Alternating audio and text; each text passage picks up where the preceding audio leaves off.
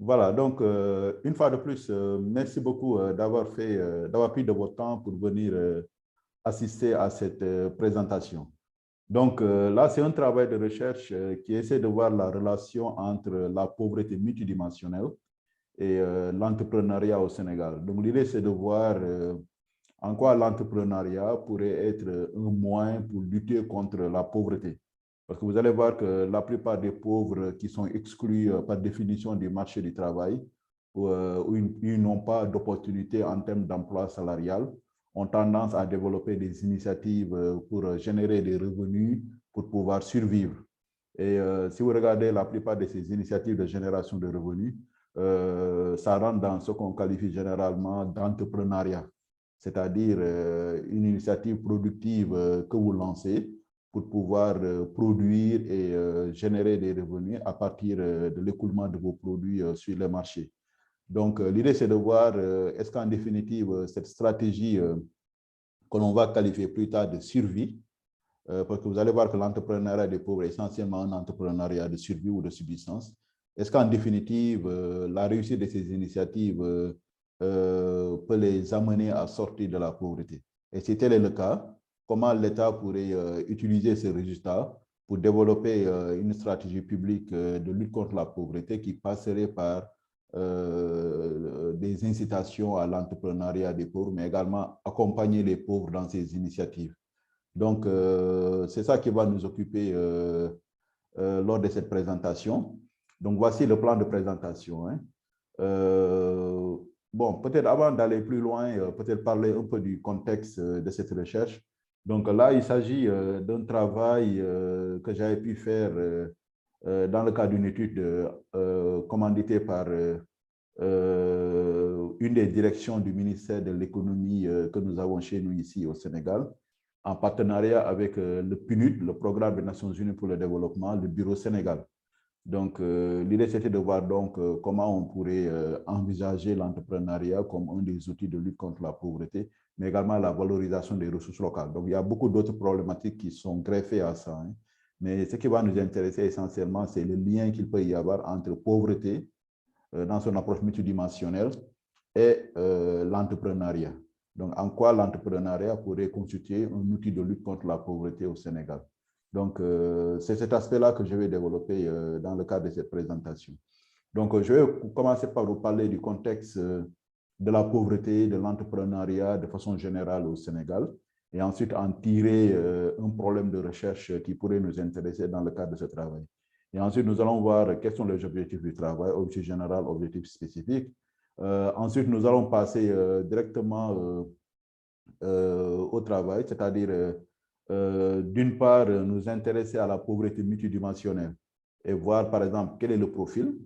Par exemple, comment on définit cette pauvreté multidimensionnelle, quelles sont les dimensions qui sont prises en compte et comment on part de ces dimensions multiples pour arriver à un indicateur de pauvreté multidimensionnelle. Et que nous dit cet indicateur en termes du profil, c'est-à-dire quelle est l'incidence de la pauvreté, dans quelle région du pays on a plus de pauvres multidimensionnels et en quoi maintenant cette pauvreté pourrait être différente, par exemple, suivant le genre, suivant le lieu de résidence, suivant le niveau d'éducation, etc. Donc, c'est ce qu'on entend par profil. Maintenant, au-delà du profil, on va voir quels sont les mécanismes de fond qui expliquent la pauvreté, c'est-à-dire pourquoi tel individu est pauvre et tel autre n'est pas pauvre. Donc, nous allons voir les déterminants de la pauvreté multidimensionnelle. Maintenant, le deuxième point, on va s'intéresser à l'entrepreneuriat des pauvres. On veut savoir, par exemple, qui sont les pauvres qui entreprennent. Et on va chercher à les comparer avec les non-pauvres qui sont également dans l'entrepreneuriat. Et là, nous allons dessiner le profil des pauvres entrepreneurs et des non-pauvres entrepreneurs et voir maintenant qu'est-ce qui caractérise l'entrepreneuriat des pauvres. Et ensuite, maintenant, on va un peu plus loin comme avant, c'est-à-dire chercher à voir parmi les pauvres pourquoi certains s'adonnent à l'entrepreneuriat et d'autres ne franchissent pas le pas pour développer des initiatives entrepreneuriales. Donc, quels sont les facteurs explicatifs de la propension à l'entrepreneuriat des pauvres? Et ensuite, nous allons mettre en relation les deux. Donc, nous allons développer un cadre empirique qui pourrait nous permettre de voir est-ce qu'on a une relation entre la pauvreté et l'entrepreneuriat. C'est-à-dire, est-ce que la pauvreté est une incitation à l'entrepreneuriat? Est-ce que la pauvreté pousse à l'entrepreneuriat? Et à l'inverse, une fois que le pauvre se lance dans l'entrepreneuriat, est-ce qu'en retour, ces initiatives entrepreneuriales qui peuvent réussir lui permettraient de sortir de la pauvreté? Donc là, ça répond à notre question générale, à savoir, est-ce que l'entrepreneuriat contribue à réduire la pauvreté? Maintenant, si tel est le cas, on va voir que c'est effectivement le cas. On va voir quelles sont les implications qu'on pourrait en tirer, notamment en termes de compréhension du phénomène, mais surtout en termes de politique économique. Parce que n'oubliez pas que le travail initial, l'orientation principale, c'était d'abord de comprendre ces mécanismes et à partir de cette compréhension, sortir des recommandations de politique qui pourraient servir à l'action publique. Mais là, nous sommes dans un cadre de recherche, cela veut dire que les aspects scientifiques seront plutôt mis en avant. Maintenant, pour ce qui est du contexte et de la problématique, donc ce qu'on peut dire du cadre du Sénégal, c'est que la croissance économique est vraiment de retour depuis 2012. Donc, avant 2012, on avait un rythme de croissance qui était dans les 3%, mais à partir de 2012, surtout 2014, qui a coïncidé à la mise en œuvre du plan Sénégal émergent, donc on a, si vous voulez, un relèvement de la trajectoire de croissance. Donc là, on a avoisiné les moins de 6%. Ça, c'est depuis 2014 jusqu'en 2018. Bon, bien qu'en 2019, le rythme s'est un peu ralenti à 4,4%. Et par la suite, il y a eu cette pandémie du Covid qui est venue vraiment fragiliser davantage cette trajectoire de croissance-là. Maintenant, cette croissance qui a été donc relativement importante et qui va donc reprendre très bientôt, parce que ça, c'est les prévisions post-Covid qui nous le disent. Donc, ce qu'on a constaté, c'est que pendant cette période de croissance relativement importante, on a connu une baisse significative de la pauvreté, donc qui est passée de 42,8% en 2011 à 37% en 2019. Cela veut dire que sur une période d'environ 7 à 8 ans, on a pu avoir une baisse de l'incidence de la pauvreté en termes de pourcentage d'environ 5%, ce qui est relativement important. Et c'est d'autant plus le cas dans le milieu rural. Maintenant, en termes d'incidence, la proportion de pauvres a baissé. Mais ce qu'on a constaté, c'est qu'en termes absolus, le nombre de pauvres a augmenté. Donc, on est passé de 5,8 millions de pauvres à 6 millions de pauvres sur cette période-là. Ça veut dire qu'en termes relatifs, la part des pauvres dans la population a baissé, mais vous avez tout simplement le nombre absolu de pauvres qui a augmenté. Donc là, ça veut dire quoi?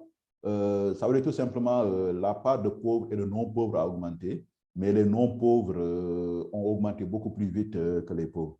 Ce qui fait qu'en termes absolus, les pauvres ont augmenté, le nombre de pauvres a augmenté, mais la part a baissé dans la population générale. Maintenant, ça veut dire que d'une part, on a quand même une trajectoire de croissance qui a été inclusive, mais sa portée est relativement limitée. Ça veut dire qu'on n'a pas pu réduire en termes absolus le nombre de pauvres, bien que le taux de croissance ait été relativement important. Maintenant, comme j'ai dit, avec ce choc que constitue la pandémie, donc ce qu'on a pu constater, c'est qu'effectivement, on a eu un recul de la croissance. Donc le taux est positif, mais on est à 1,5%, alors que les prévisions initiales établissaient le taux de croissance à 7,5% en 2020.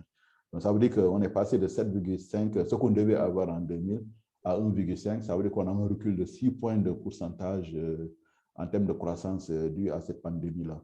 Maintenant, cette pandémie, donc ça c'est une étude qui a été faite, qui a pu montrer que la pandémie a causé une augmentation de la pauvreté de 16,5 points de pourcentage. Ça veut dire qu'on est passé de 37% environ à environ 52%, donc ce qui est relativement important. Donc, pour vous dire l'impact vraiment négatif de cette pandémie-là, et qui peut avoir des incidences quand même importantes en termes de pauvreté, de bien-être des ménages. Maintenant, dans ce contexte, est-ce qu'on pourrait envisager, en fait, dans un contexte où la croissance quand même est là, la pauvreté a augmenté en termes absolus, est-ce qu'on pourrait envisager dans ce contexte un outil qui est ici l'entrepreneuriat pour pouvoir sortir les pauvres de leur situation? Maintenant, en quoi est-ce que l'entrepreneuriat pourrait constituer une solution? Donc, si nous pouvons imaginer différents canaux, on pourrait dire qu'effectivement, ça peut être le cas. Par exemple, l'entrepreneuriat peut être envisagé comme une alternative au chômage et à l'inactivité. Autrement dit, si vous avez un pauvre, par exemple, qui ne réussit pas sur le marché du travail, par exemple, qui ne retrouve pas un emploi ou bien qui n'a pas un emploi peut-être qui lui permet d'avoir un revenu pour avoir des conditions de vie relativement améliorées, ou bien quelqu'un qui sort carrément du marché du travail. Donc, face à cette impossibilité de trouver des perspectives intéressantes sur le marché du travail, donc c'est un individu qui pourrait envisager l'entrepreneuriat comme un moyen de s'en sortir, c'est-à-dire s'adonner par exemple à des activités comme le commerce ou bien la valorisation des produits agricoles pour pouvoir obtenir un revenu et donc améliorer ses conditions de vie.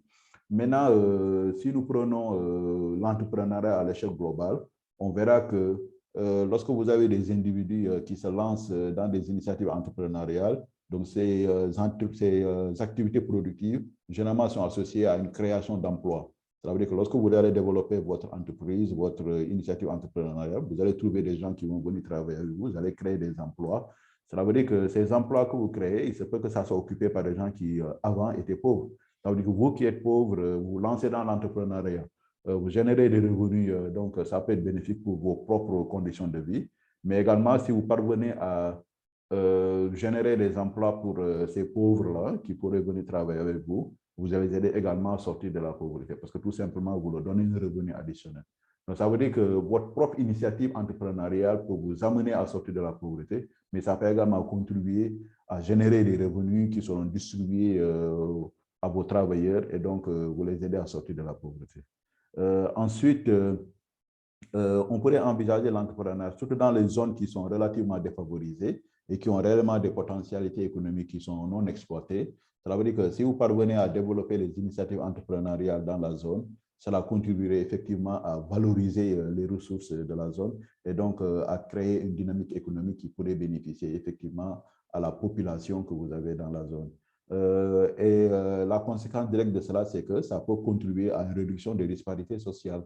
Cela veut dire que certains individus qui étaient pauvres vont sortir de la pauvreté et donc les conditions de vie vont s'améliorer et ils vont donc essayer de se rapprocher des individus qui n'étaient pas pauvres, mais également les disparités spatiales. Quand vous avez par exemple certaines zones qui étaient défavorisées avec des ressources locales non exploitées, donc une fois que les initiatives entrepreneuriales sont développées, encouragées, donc vous avez une valorisation économique de ces zones qui pourrait donc conduire à une certaine réduction du gap qui peut exister entre les différentes zones. Mais cela ne pourrait, n'est pas généralement une panacée, c'est-à-dire considérer l'entrepreneuriat comme une baguette magique qui permettrait de sortir la pauvreté, telle ne devrait pas être notre approche là, parce qu'on pourrait effectivement envisager des cas où l'entrepreneuriat des pauvres pourrait ne pas aller vers la réduction de la pauvreté. Par exemple, ce qu'on constate généralement, c'est que la plupart des pauvres qui se lancent dans des initiatives entrepreneuriales, le fait même qu'ils soient pauvres, ça veut dire que la capacité à pouvoir développer ces initiatives et à contribuer à leur pérennité, à leur succès, peut être relativement limitée. Donc, parce que souvent, c'est des gens, comme on va le voir plus tard, leur capacité cognitive ou de façon plus générale, peut-être ce qu'il faut pour réussir ces initiatives, souvent c'est des choses qui leur manquent. Donc, ce qui fait que lorsqu'ils vont se lancer dans les initiatives entrepreneuriales, donc la dynamique même de ces initiatives pourrait ne pas aller trop loin. Donc, ce qui fait que la réussite n'est pas toujours garantie. Et autre chose également qu'on pourrait mettre en avant, c'est que si on envisage la motivation même de ces entrepreneurs, vous verrez que la plupart du temps, c'est la nécessité qui les pousse dans l'entrepreneuriat ou bien ce réflexe de survie et de subsistance. Et quand vous rentrez dans l'entrepreneuriat avec ce type de réflexe-là, c'est différent, par exemple, de quelqu'un qui vient avec peut-être des capacités beaucoup plus développées, avec des moyens relativement conséquents pour pouvoir se lancer dans l'initiative et chercher à la développer là. Donc, cela veut dire que le profil entrepreneurial peut, dans beaucoup de cas, ne pas aller dans le sens de faire de l'entrepreneuriat un moyen efficace de lutte contre la pauvreté. Parce que quand vous avez cette initiative ou bien cet entrepreneuriat de subsistance, donc ce qui l'intéresse essentiellement, c'est générer un revenu qui puisse être consommé immédiatement de façon à améliorer les conditions de vie. Alors que l'entrepreneur dont on parle pour améliorer de façon significative les conditions de vie générales, c'est vraiment un profil totalement différent qu'on va le voir un peu plus tard. Donc si l'entrepreneuriat peut dans certains cas, être une solution à la pauvreté. Ce qu'on comprend à partir de ces discussions, c'est que la portée n'est pas aussi garantie que ça. Donc, ce n'est pas, je veux dire, quelque chose d'absolu. Donc, d'où la nécessité de comprendre le lien qui peut exister entre les deux, c'est-à-dire, d'une part, comprendre le profil entrepreneurial des pauvres, c'est-à-dire les pauvres que nous avons au Sénégal, qui sont-ils, quelle est leur propension à l'entrepreneuriat, qu'est-ce qui les motive, qu'est-ce qui les pousse à l'entrepreneuriat. Et je pense qu'une fois qu'on aura une bonne compréhension de cela, on pourrait voir dans quelle mesure l'entrepreneuriat pourrait effectivement contribuer à réduire la pauvreté dans notre pays, et si oui, quelle est l'ampleur et comment. Maintenant, ce qui nous amène donc à poser, si vous voulez, ces questions-là, c'est la pauvreté incite-t-elle à l'entrepreneuriat? Donc ça, c'est une question quand même très importante à laquelle on essaie de répondre. En retour, est-ce que l'entrepreneuriat peut constituer une solution à la pauvreté? Donc, telles sont les deux questions de recherche qui nous intéressent dans le cadre de ce travail-là. Notre objectif général, c'est donc d'analyser ces relations bidirectionnelles qui existent entre la pauvreté dans son acception multidimensionnelle et l'entrepreneuriat au Sénégal. C'est-à-dire, il s'agit d'une part d'établir le profil entrepreneurial des pauvres. Qui sont les pauvres entrepreneurs? Quel est le type d'entrepreneuriat qu'ils réalisent? Dans quel secteur? Quel type d'activité, d'une part. Et d'autre part, on a besoin de comprendre le profil même de ces pauvres. Qui sont ces pauvres-là? D'accord? Qu'est-ce qui les rend pauvres? Donc, on a besoin de le savoir. Donc, autrement dit, on va essayer de comparer le profil entrepreneurial et le profil de pauvreté. Et vraiment, ce sont les deux points importants qu'on a besoin de comprendre là. Et ensuite, maintenant, on va s'intéresser à la propension à l'entrepreneuriat. Quels sont les facteurs explicatifs de l'entrepreneuriat des pauvres? Qu'est-ce qui pousse les pauvres à l'entrepreneuriat? Donc, on a besoin de comprendre les mécanismes générateurs de ces choix entrepreneuriaux. Et ensuite, on va essayer de mettre en relation les deux. On va voir, par exemple, quel est l'impact de l'entrepreneuriat sur la pauvreté. D'accord? Ça veut dire que les deux derniers points, c'est là où on essaie de voir la relation entre les deux. D'accord? Quand on essaie de voir les déterminants de la pauvreté, les déterminants de l'entrepreneuriat, vous verrez que la pauvreté sera une des valeurs explicatives. Et lorsqu'on va voir les déterminants de la pauvreté, l'entrepreneuriat sera également une valeur explicative. Là, on va envisager un modèle où chacune de ces variables pourrait potentiellement impacter l'autre. Maintenant, on pourrait parler du cadre institutionnel pour comprendre le contexte, davantage le contexte du Sénégal. Cela veut dire qu'ici, vous avez je pourrais revenir sur les questions là peut-être un peu plus tard. Hein. Ou bien peut-être je pourrais commencer à répondre à quelques questions. Par exemple, comment aider un pauvre à entreprendre dans la mesure où il est préoccupé à résoudre la misère qu'il a. Oui, effectivement. Hein, autrement dit, un pauvre qui est là et qui cherche à améliorer ses conditions de vie, vous verrez que la plupart du temps, c'est quelqu'un qui va chercher à se lancer dans une activité génératrice de revenus. Ça peut être par exemple un petit commerce. Ça peut être peut-être quelques produits agricoles qui sont revendus. Ça peut être, par exemple, des services qui sont rendus, par exemple, à d'autres ménages. Maintenant, l'idée, c'est que cette activité qui est mise en place, nous, on va considérer cela comme, on va voir la définition plus tard, hein, on va voir cela comme étant une activité entrepreneuriale.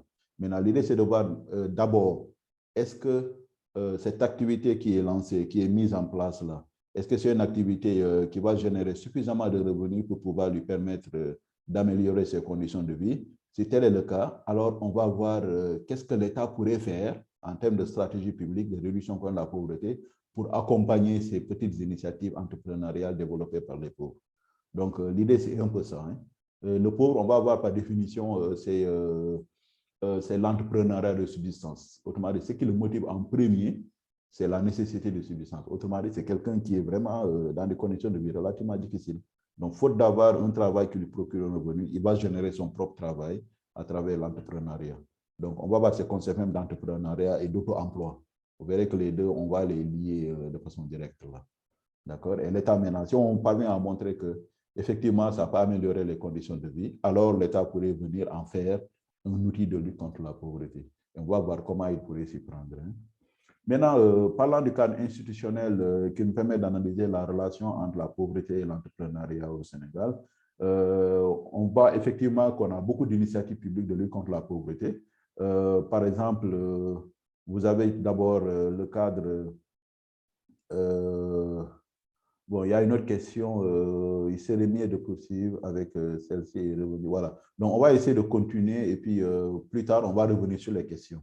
Donc, vous allez intervenir, poser des questions, bon, donner des commentaires, etc. Et plus tard, et d'autres aussi.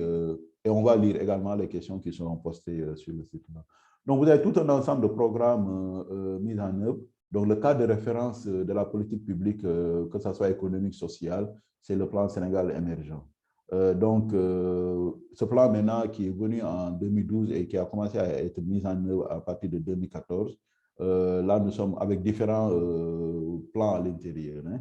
Donc, ce qu'on a ici, c'est ce plan Sénégal émergent qui fait suite, si vous voulez, au document de stratégie de réduction de la pauvreté. Donc, ça, c'est avec l'accompagnement de la Banque mondiale. Donc, on avait 3 générations de DSRP et maintenant, on est passé vers le PSE. Donc, ça, c'est vraiment le cadre général à partir duquel l'État pourrait chercher à lutter contre la pauvreté au Sénégal. Maintenant, vous avez des traductions sectorielles. Par exemple, vous avez des stratégies, par exemple, qui visent la santé, l'éducation, la nutrition. Voilà. Donc, ça veut dire que quand vous avez un plan global, vous avez des traductions sectorielles à travers ces différents programmes gérés par les ministères ou bien un collectif de ministères. Maintenant, de l'autre côté, vous avez des initiatives de promotion de l'entrepreneuriat. Il y en a beaucoup. Hein. Maintenant, le plus important, c'est celui que nous avons depuis 2021. Donc, c'est la délégation à l'entrepreneuriat rapide des femmes et des jeunes. Donc, l'idée, c'est ils sont partis, si vous voulez, du fait que le chômage des jeunes vraiment est endémique et qu'on n'a pas pu réduire ce chômage-là de façon significative. Donc, l'État s'est dit, voilà, on va essayer de mettre en place un cadre qui permet d'accélérer ce processus de création d'emplois, mais également de création d'entreprises par les jeunes. Donc, ce qui a donné le DSRP qui va aller jusqu'en 2023 et peut-être plus tard voir dans quelle mesure on pourrait l'étendre là. Maintenant, vous avez quelques éléments additionnels du dispositif, tels que le Fonds national de promotion de la jeunesse, etc. Donc, pour vous dire qu'il y a beaucoup d'initiatives publiques et souvent l'État qui est accompagné par certains partenaires pour chercher à résoudre ce problème vraiment important qui est lié à l'emploi des jeunes de façon générale et à l'entrepreneuriat de façon spécifique là. Maintenant, quand vous regardez la plupart de ces stratégies, d'une part de réduction de la pauvreté, donc d'amélioration des conditions de vie des ménages ou des individus, et d'autre part, les initiatives de promotion de l'emploi et de l'entrepreneuriat, vous avez quand même une certaine proximité de ces deux problématiques-là. Mais malheureusement, vous verrez que la plupart de ces stratégies sont développées de façon parallèle et sans pour autant chercher à mettre en avant ou bien à valoriser les points de convergence. Autrement dit, cette proximité, elle est conceptuelle, mais on ne la retrouve pas dans les mises en œuvre de ces différentes initiatives-là. Donc, une des questions maintenant, c'est de voir est-ce qu'on a une relation entre ces deux, ce qu'on va chercher à établir dans le cadre de cette recherche, et ça va servir maintenant à développer, proposer un cadre qui permet d'harmoniser ces interventions dans les deux domaines de la pauvreté et de l'entrepreneuriat. Donc, le fait qu'on n'a pas cette mise en cohérence d'ensemble limite, à mon sens, la portée de ces politiques, surtout que vous avez des contraintes de ressources relativement importantes. Donc, si vous cherchez tout simplement à les utiliser de façon vraiment disparate, donc cela veut dire que ces contraintes seront beaucoup plus serrées comparé au cas où on devrait peut-être développer une approche holistique qui pourrait exploiter les synergies qui peuvent exister entre la pauvreté et l'entrepreneuriat dans ce pays-là. Maintenant, cela dit, on va passer à la pauvreté multidimensionnelle. On va d'abord voir le profil et ensuite nous allons voir les déterminants. Ensuite, on va faire de même avec l'entrepreneuriat. On verra le profil et les déterminants. Ensuite, on va regrouper les deux dans un cadre unique, c'est-à-dire pauvreté et entrepreneuriat. Mais d'abord, on va voir ces éléments-là séparément pour chercher à les comprendre davantage. Si vous voulez, depuis 2016, il y a eu un changement de paradigme là. Donc, l'approche qu'on avait de la pauvreté était essentiellement monétaire, C'est-à-dire, on se disait que vous êtes pauvre au départ quand vous n'avez pas suffisamment de revenus, mais après, on s'est dit que le revenu n'est pas suffisant pour mesurer le niveau de bien-être. Parce que vous pouvez avoir un revenu, mais ne pas accéder à des biens de consommation. Donc, ça veut dire qu'en définitive, vous pouvez être pauvre même si vous avez un revenu relativement important, dans le cas où les marchés n'existent pas. Donc, on s'est dit, voilà, allons directement vers les consommations. Alors, la consommation est donc considérée comme un des indicateurs de la pauvreté monétaire. Monétaire dans le sens où c'est des biens que vous pouvez acquérir à travers des ressources monétaires, d'accord? Et c'est des biens que vous pouvez effectivement monétiser à un moment donné là. Donc, c'est le concept de pauvreté monétaire. Donc, ce qu'on fait, c'est généralement, on définit un panier de consommation et ensuite, avec les échelles d'équivalence, on va se dire, voilà, un ménage qui consomme à partir d'un seuil, on va considérer qu'il est non pauvre et en deçà, donc au-dessus de ce seuil, il est considéré comme pauvre.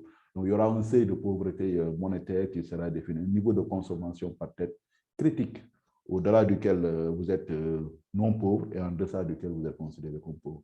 Maintenant, on s'est rendu compte que la notion de bien-être va au-delà même de la consommation, va au-delà des considérations monétaires. Par exemple, vous pouvez décider, vous avez par exemple de quoi manger, mais peut-être que les conditions de logement ne sont pas tellement favorables, ou bien votre santé n'est pas tellement favorable, ou bien vous avez par exemple un niveau d'éducation qui ne vous permet pas, par exemple, de fonctionner harmonieusement dans la société. Donc, on s'est rendu compte que le bien-être va au-delà des consommations que nous faisons. D'accord? Donc, on s'est dit, voilà, considérons dans ce cas plusieurs dimensions et essayons de les agréger maintenant pour avoir une approche peut-être beaucoup plus réaliste de l'état de pauvreté ou bien de bien-être des ménages. Alors, cela est venu d'une prise de conscience quand même depuis relativement longtemps, mais c'est en 2016 que, si je ne me trompe pas, que la Banque mondiale avait commandité une étude, donc une étude qui a essayé de réfléchir même sur ce concept de pauvreté.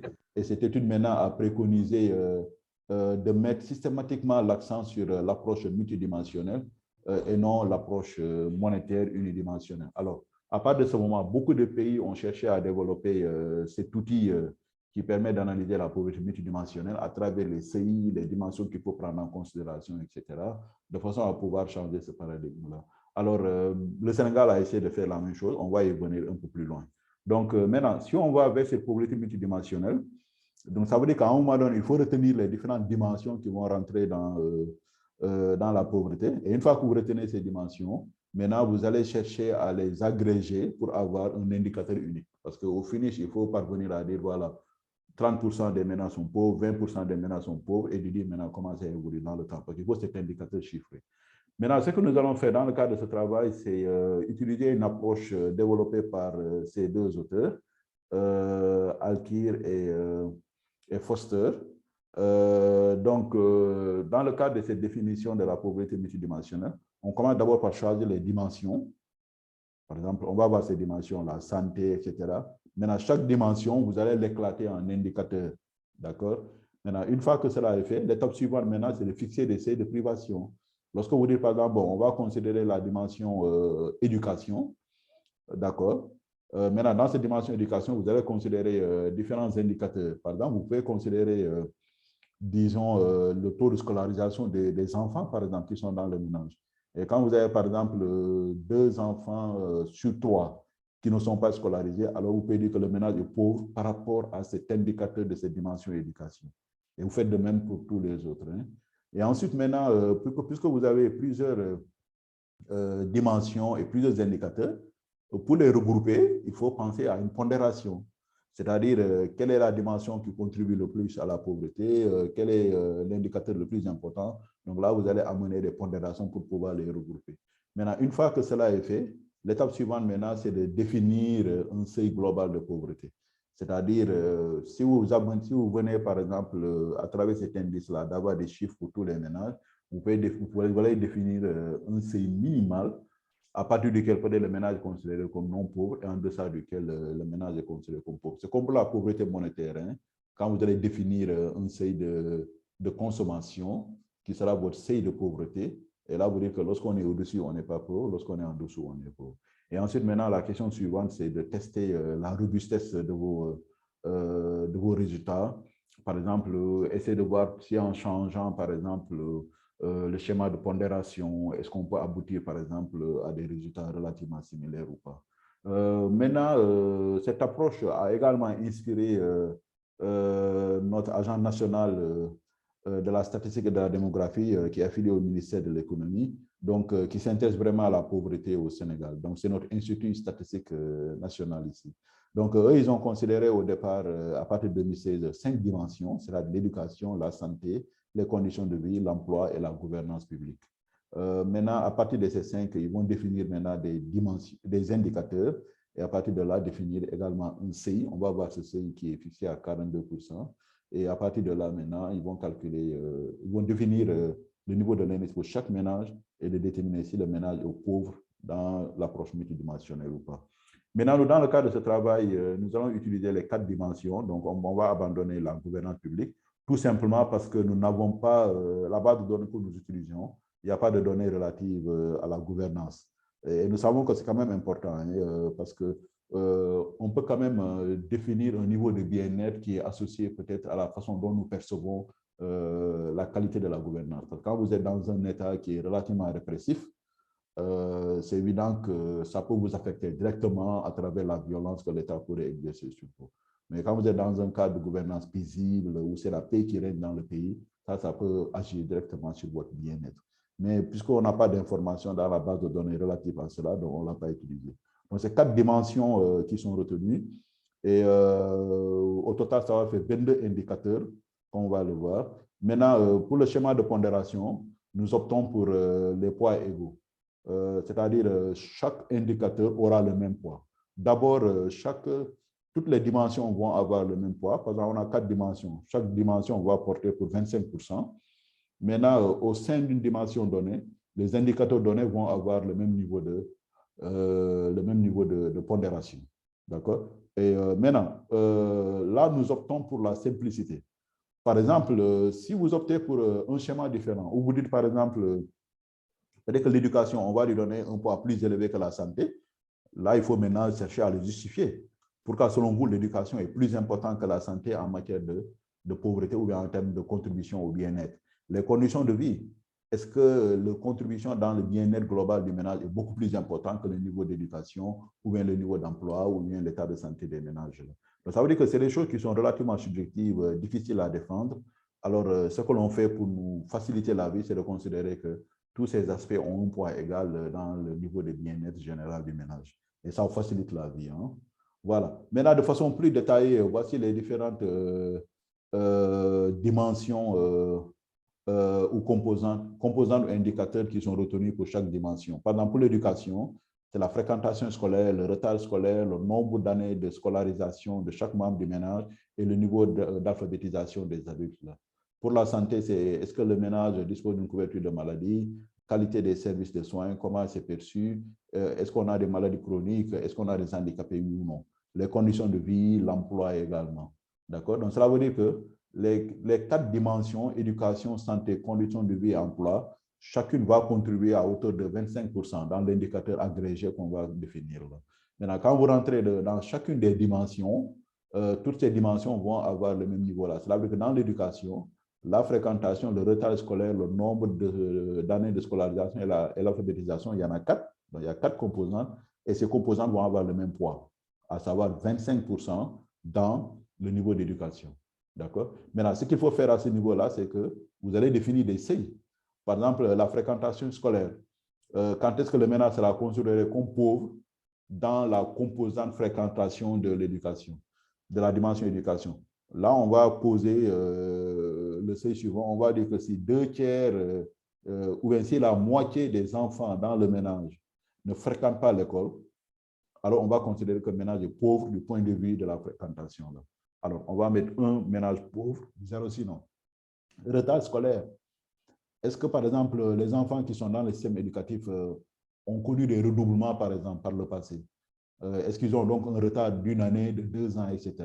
Maintenant, selon que vous avez, par exemple, un nombre donné de retard, vous allez considérer que le ménage est pauvre par rapport à cette dimension, par rapport à cette composante retard dans la dimension éducation. D'accord? Donc, ça veut dire que pour chacune de ces composantes, vous définissez un seuil. Alors, si le ménage est, si vous voulez, au-delà de ce seuil, vous allez considérer que le ménage est pauvre par rapport à cet indicateur-là, d'accord, à cette composante-là. Et ensuite, maintenant, vous allez agréger les chiffres, les scores qui sont obtenus pour chacune de ces composantes, d'accord, en prenant le poids qui est égal ici. Alors, ça va vous donner maintenant le niveau de pauvreté par rapport à la dimension éducation. Vous faites de même par rapport à la dimension santé avec ses composantes, conditions de vie, emploi. D'accord? Donc, ça veut dire que pour chacune des dimensions, vous allez avoir un chiffre indicatif du niveau de pauvreté. Maintenant, il faut agréger ces quatre-là, ces quatre dimensions, les chiffres de ces quatre dimensions, en prenant un poids égal, ce qui va vous donner l'indicateur de pauvreté multidimensionnelle, mais l'indice de pauvreté multidimensionnelle. Alors, nous, c'est ça qui va nous intéresser. Maintenant, quand vous avez cet indice de pauvreté multidimensionnelle, vous définissez un seuil, parce que vous verrez que ça sera entre 0 et 1. Vous définissez un seuil. Donc, le seuil qu'on a défini ici, c'est 0,42. Cela veut dire que lorsque vous êtes au-delà de 0,42, vous êtes considéré comme pauvre de façon multidimensionnelle. Et lorsque vous êtes en deçà, ça veut dire que vous avez un niveau de privation relativement faible. Dans ce cas, vous êtes considéré comme non pauvre. Et à partir de là, vous pouvez avoir votre indicateur de pauvreté, votre incidence au niveau national. Maintenant, à partir de là, donc, on a utilisé les données de l'enquête harmonisée sur les conditions de vie des ménages, donc réalisée par les 8 pays de l'UEMOA en même temps, entre 2018 et 2019, avec l'accompagnement de la Banque mondiale. Alors, lorsqu'on applique cela, qu'est-ce qu'on constate? C'est qu'à l'échelle des ménages, on a 47,7% des ménages qui sont pauvres, avec un indice de pauvreté monétaire qui s'élève à 0,4, d'accord, ou bien 40% si vous voulez. Donc, l'indice de pauvreté, l'indice de privation ici de bien-être, c'est entre 0 et 1. Lorsqu'on est proche de 0, ça veut dire qu'on a 0% de privation, ça veut dire qu'on n'est pas pauvre. Et lorsqu'on se rapproche de 1, ça veut dire qu'on a un niveau de pauvreté beaucoup plus élevé, un niveau de privation beaucoup plus élevé. Et là, on est en deçà de la moitié, hein, donc on est à 0,4. Mais c'est quand même élevé. Hein. Et vous voyez qu'environ près de la moitié des ménages au Sénégal sont considérés comme pauvres du point de vue multidimensionnel. Et ce taux de pauvreté multidimensionnel est beaucoup plus élevé que le taux de pauvreté monétaire, qui est de 37,8%. Ça veut dire que si vous considérez uniquement l'approche unidimensionnelle de la consommation, la pauvreté monétaire, là, vous allez dire que 38% des ménages sont pauvres. 37,8%. Mais lorsque vous considérez la pauvreté dans son approche beaucoup plus globale, qui intègre plusieurs dimensions, alors le taux de pauvreté, vous voyez que ça augmente de 10 points. Donc, on est à 47,7% de ménages qui sont pauvres. Maintenant, si vous venez à l'échelle des individus, le taux est beaucoup plus élevé encore. On est à 59,2%, donc presque 12 points de pourcentage là. Et c'est normal, hein, lorsqu'on passe des ménages aux individus, que le niveau de pauvreté soit beaucoup plus élevé. La raison principale, c'est qu'en général, les ménages pauvres sont de taille relativement beaucoup plus grande. D'accord? Dans les ménages pauvres, vous avez plus d'individus que dans les ménages riches. Cela veut dire que si vous passez des ménages aux individus, le taux de pauvreté est donc beaucoup plus élevé. Cela veut dire que plus d'un Sénégalais sur deux est considéré comme pauvre dans l'approche de la pauvreté multidimensionnelle. D'accord? Donc, c'est environ, combien là? 3 Sénégalais sur 5. Donc, c'est relativement élevé, hein? Donc plus de la moitié. Maintenant, ça, c'est la moyenne à l'échelle nationale. Maintenant, il est évident qu'on a une distribution quand même qui peut être différente suivant les ménages et suivant les caractéristiques qu'on pourrait mettre en avant. Par exemple, si vous regardez suivant les régions, vous verrez que les régions où la pauvreté est moindre, c'est essentiellement la côte ouest ici, à savoir Dakar, on est à 11%, et Thiès, qui est la région la plus proche, qui est à 42%. Maintenant, ça, c'est un peu compréhensif, hein, parce que vous verrez que la plupart du processus de développement dans nos économies, on a tendance, si vous voulez, à concentrer l'activité économique, les opportunités économiques au niveau de la capitale. Ce qui fait que c'est une zone qui est relativement plus nantie comparée aux autres. Donc, si vous avez une population qui habite dans cette zone, donc, généralement, vous avez des conditions de vie beaucoup plus améliorées. Alors, si vous regardez cette carte-là, ça, c'est ce que cela vous dit. Hein. Donc, quand vous avez des couleurs relativement claires, c'est là où le niveau de pauvreté est relativement très faible. Et vous voyez que c'est généralement les régions qui sont au niveau de la côte là. Vous avez Dakar, Thiès ici, et au sud, vous avez Ziguinchor avec ses potentialités agricoles relativement importantes. Et dans certaines mesures au nord, avec Saint-Louis, qui à un moment donné a été la capitale du pays. Et Fatick aussi, hein? Donc il n'est pas trop loin de Thiès là. Donc, ça veut dire que, vous voyez que lorsqu'on est à l'est, le niveau de pauvreté est relativement plus faible. Lorsqu'on est au centre ou bien à l'ouest, non, la côte ouest. Hein. Lorsqu'on est maintenant vers est, c'est là où le taux de pauvreté est relativement plus élevé. Donc, c'est essentiellement dans les régions de Matam où on a 84% de pauvres et Kaffrine où on a 79% de pauvres. Là, vous avez des couleurs relativement plus prononcées. Là. Maintenant, la dimension spatiale, au lieu de dire des régions, on peut considérer les villes, le milieu urbain et le milieu rural. Donc, ça veut dire que Dakar, qui est la capitale, donc ici, on est à 15%, les autres villes, 46%, et le milieu rural, on est à 77%. Ça veut dire que la pauvreté multidimensionnelle ici est essentiellement un phénomène rural, comme on le dit généralement. Maintenant, on peut également envisager ce qu'on entend par pauvreté, le noyau dur de la pauvreté. Ça veut dire que c'est là où vous avez à la fois la pauvreté multidimensionnelle, la pauvreté monétaire et la pauvreté subjective qui sont relativement plus élevées. Et là, vous voyez que c'est au sud ici, hein, à savoir cette région ici qu'on appelle la région de Sédhiou, qui est dans la région naturelle de la Casamance. Donc, ça, c'est important parce que si vous voulez lutter contre la pauvreté, il est important de savoir où se trouve le noyau dur de la pauvreté. Autrement dit, quelles sont les zones où la pauvreté est beaucoup plus endémique, beaucoup plus profonde. Alors, s'il faut lutter contre la pauvreté, c'est là qu'il faut essayer de mettre l'accent. Là. Maintenant, une question qui peut venir ici, c'est que pourquoi, par exemple, on est resté à l'échelle des régions?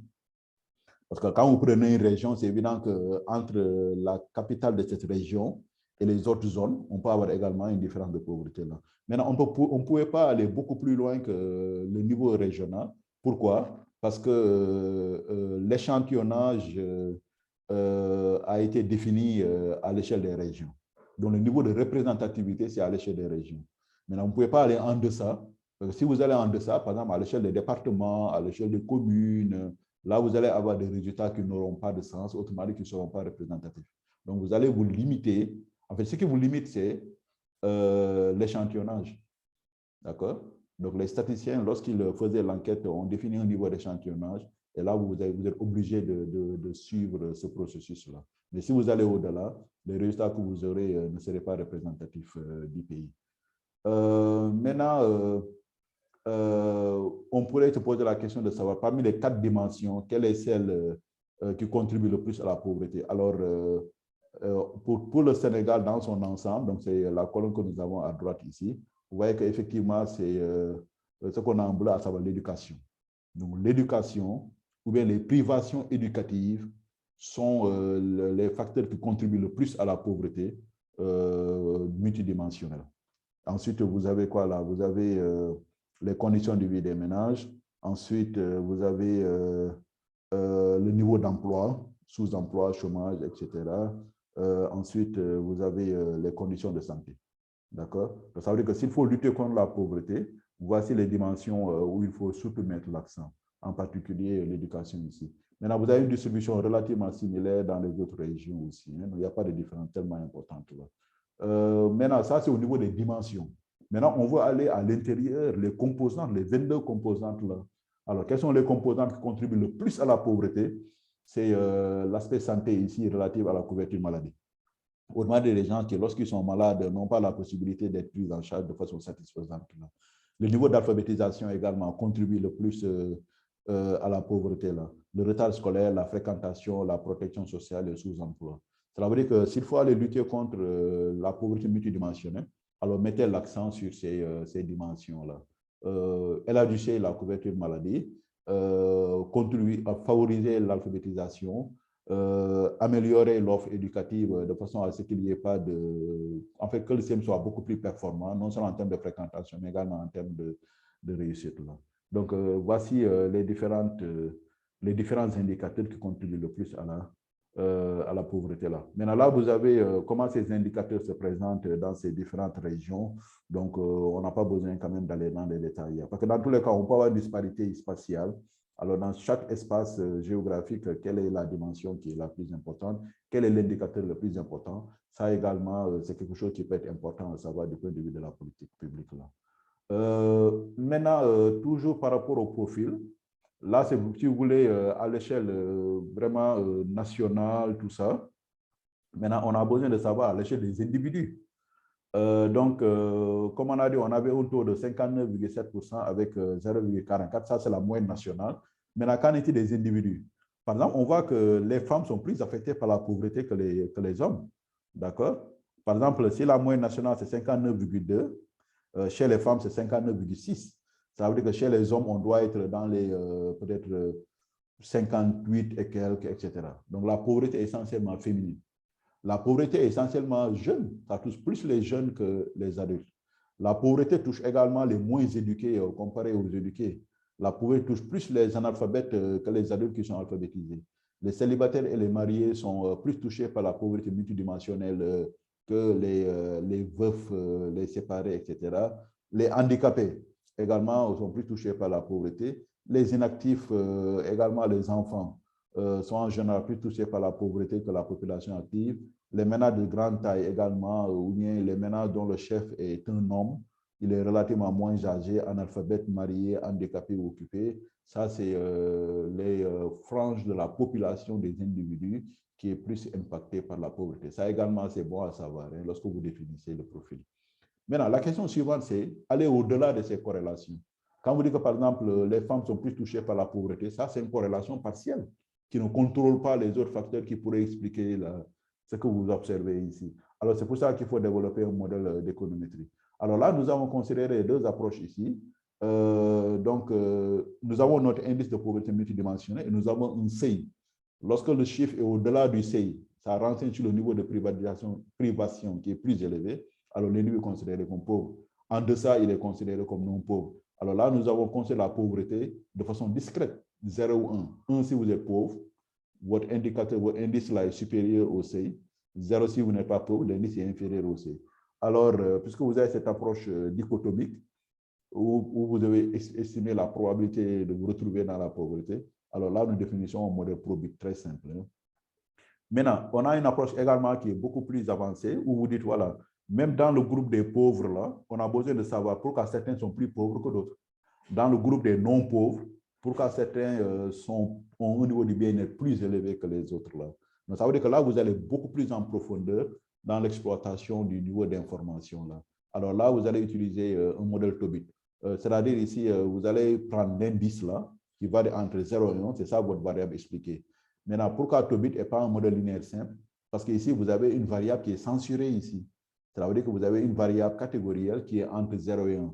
Si vous prenez les modèles, par exemple, les modèles linéaires, par exemple, basés sur la méthode MCO ou bien des MCG, moins carré ordinaire ou généralisé, ces modèles peuvent vous prédire des indices ou bien des indicateurs qui sont en dehors de l'intervalle.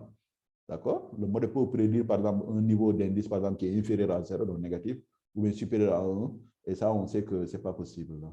Alors, pour contrôler ces limites-là, prenez donc les modèles Tobit, ça va vous donner des éléments plus intéressants. Maintenant, lorsque vous allez faire ces tests, ces estimations, donc vous allez obtenir les effets marginaux. Vous dites, par exemple, lorsque telle variable X augmente de tel, de combien la pauvreté va augmenter en termes de probabilité d'être pauvre, mais également de combien l'indice va augmenter. Il y a également des hypothèses à envisager pour un peu apprécier la qualité de l'ajustement. Maintenant, je vais vous montrer ça. Donc, voici les résultats obtenus ici.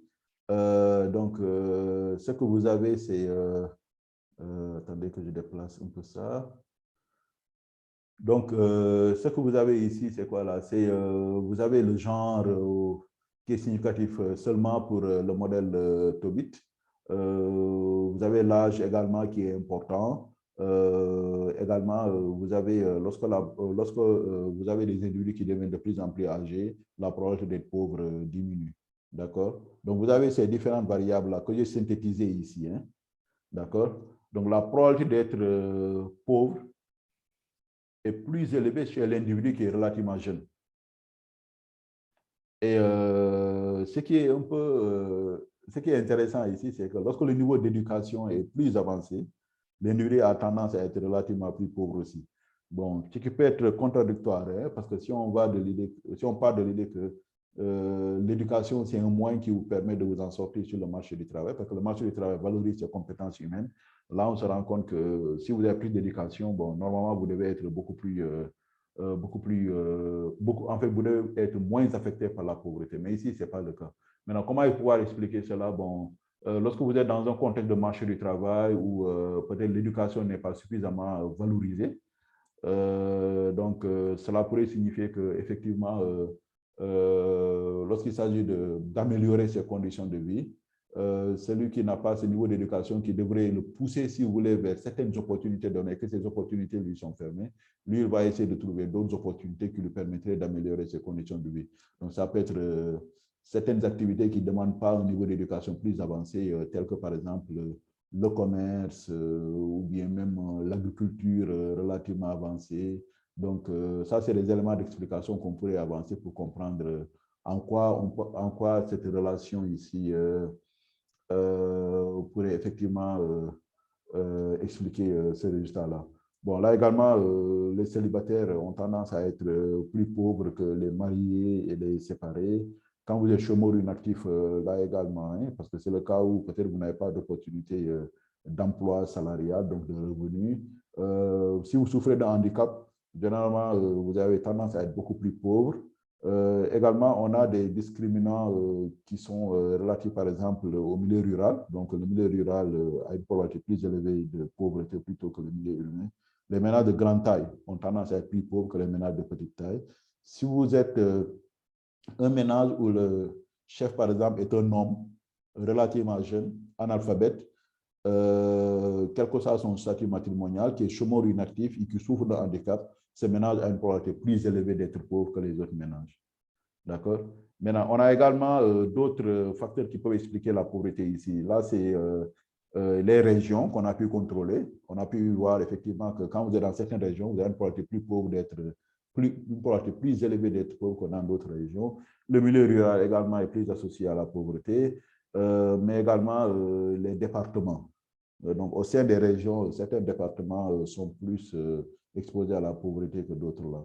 Maintenant, un des résultats quand même intéressants ici, c'est que le genre n'est pas un discriminant important de la pauvreté lorsque vous considérez le modèle Tobit. D'accord?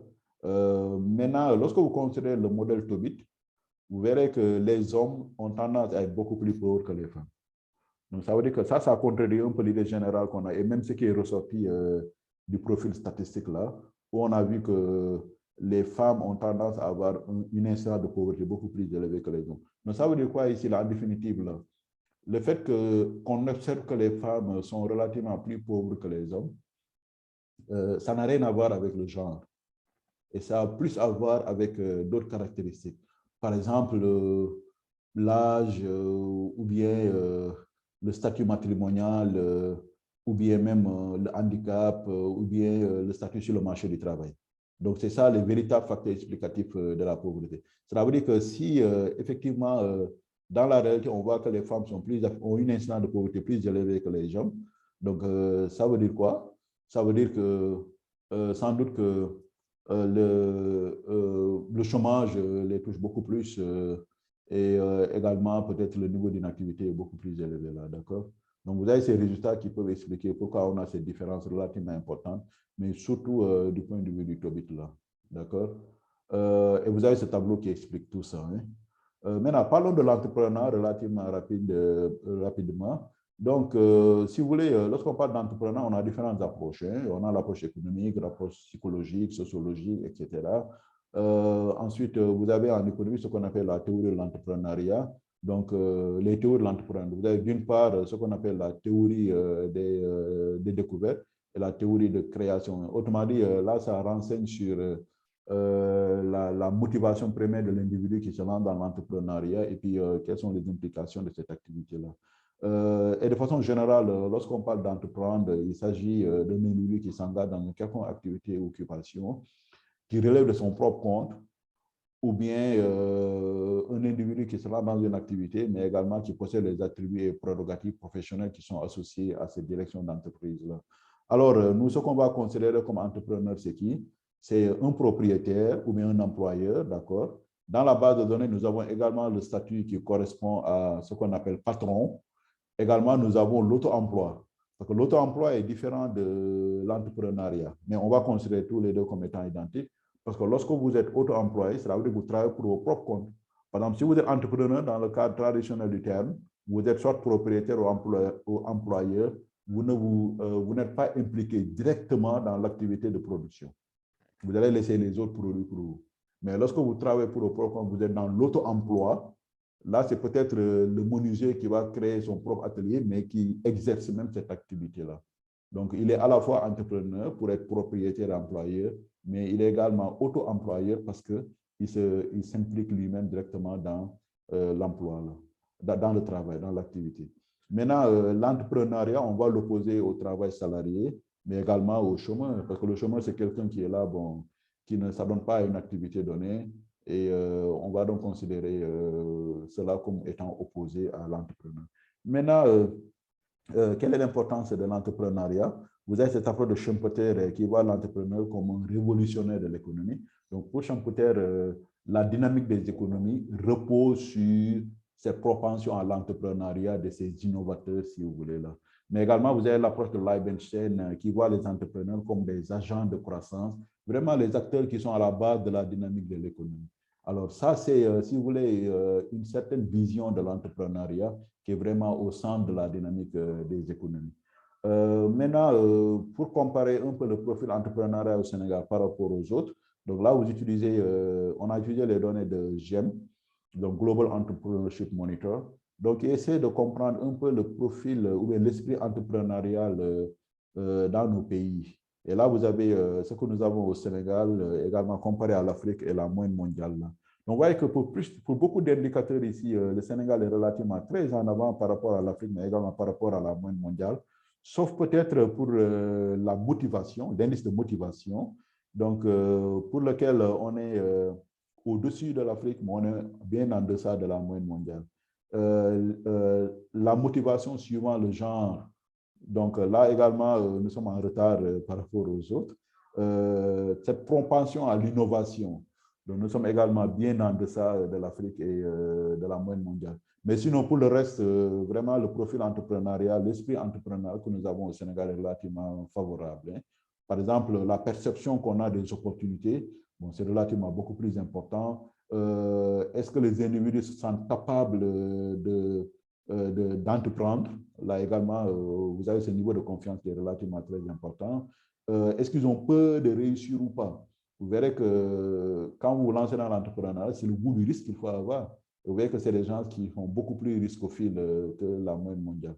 Et ainsi de suite là. Donc, de façon générale, on a un esprit entrepreneurial qui est beaucoup plus favorable dans le pays comparé à la moyenne africaine, mais également à la moyenne mondiale. Maintenant, lorsqu'on a cette compréhension de l'entrepreneuriat et qu'on interroge les bases de données, alors la question c'est de savoir quelle est l'incidence de l'entrepreneuriat. Cela veut dire que si vous regardez les actifs de façon générale, l'entrepreneuriat ici représente 44,6%. Cela veut dire que 44,6% des actifs sont impliqués dans l'entrepreneuriat. Le reste maintenant, c'est qui? C'est en fait, lorsqu'on dit les actifs ici, c'est généralement les occupés et les chômeurs. Hein. Donc, si vous regardez la population de personnes occupées et chômeurs, les entrepreneurs représentent 44,6%. D'accord? Maintenant, qu'est-ce qu'on a à l'intérieur ici? C'est qu'on a intégré aussi bien ceux qui travaillent pour le propre compte, donc l'auto-emploi, mais également ceux qui considèrent être des patrons. Maintenant, quels sont les attributs spécifiques là? Cela veut dire que dans la population, quels sont ceux qui ont plus de propension à l'entrepreneuriat? Quels sont ceux qui sont plus impliqués dans l'entrepreneuriat? Vous verrez que c'est les femmes. Donc, 64% des entrepreneurs qu'on a dans notre pays sont des femmes. Donc, c'est environ 2 entrepreneurs sur 3 qui sont des femmes. Les adultes, même chose, 2 entrepreneurs sur 3 comparé aux jeunes. Les mariés veufs divorcés, également même proportion. Mais aussi, on voit que ceux qui sont moins éduqués représentent plus de la moitié des entrepreneurs. Les handicapés aussi, par rapport aux non-handicapés. Donc, les handicapés ont une propension beaucoup plus élevée à l'entrepreneuriat que les non-handicapés. Ça veut dire quoi ici, là, en définitive, là? Vous verrez que ceux qui sont relativement moins favorisés sur le marché du travail par rapport à l'emploi salarial, donc ils sont plus portés vers l'entrepreneuriat. D'accord? Mais également, on voit que cette propension est plus élevée chez d'autres groupes, hein, tels que les ménages de grande taille, le milieu rural, etc. D'accord? Donc ça, c'est important à savoir là. Maintenant, où est-ce qu'on retrouve les entrepreneurs? Essentiellement dans le commerce. Donc la plupart des gens qui s'adonnent à l'entrepreneuriat, on les retrouve essentiellement dans le commerce, mais également l'agriculture, également les autres industries et les services personnels. Maintenant, si on doit comparer les pauvres et les non-pauvres, vous voyez que les pauvres sont beaucoup plus dominants dans l'entrepreneuriat commercial. C'est là où on les retrouve le plus. D'accord? Donc, non, les pauvres, c'est en bleu, si vous voulez, en bleu.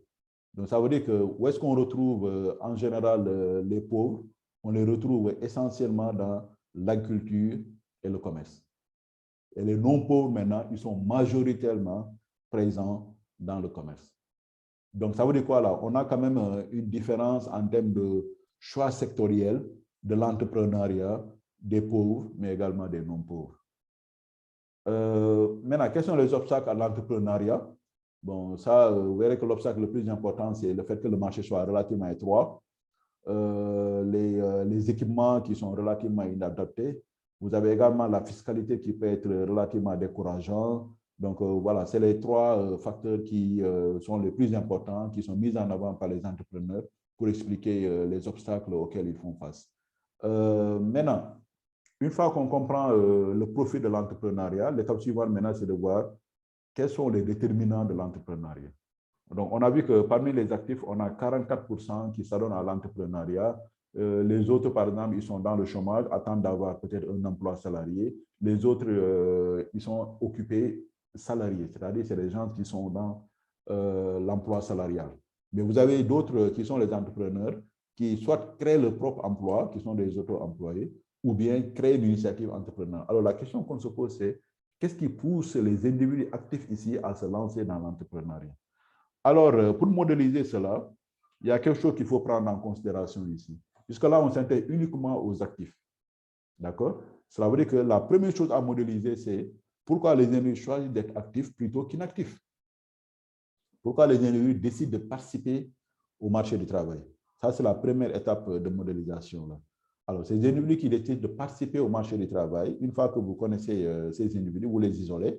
C'est un projet de sélection. Alors, dans ce groupe maintenant, essayez de comprendre pourquoi certains s'adonnent à l'entrepreneuriat, d'autres décident par exemple de travailler pour d'autres personnes dans l'emploi salarié ou bien décident de rester dans le chômage. Donc, il y a deux étapes qu'il faut envisager ici. D'accord?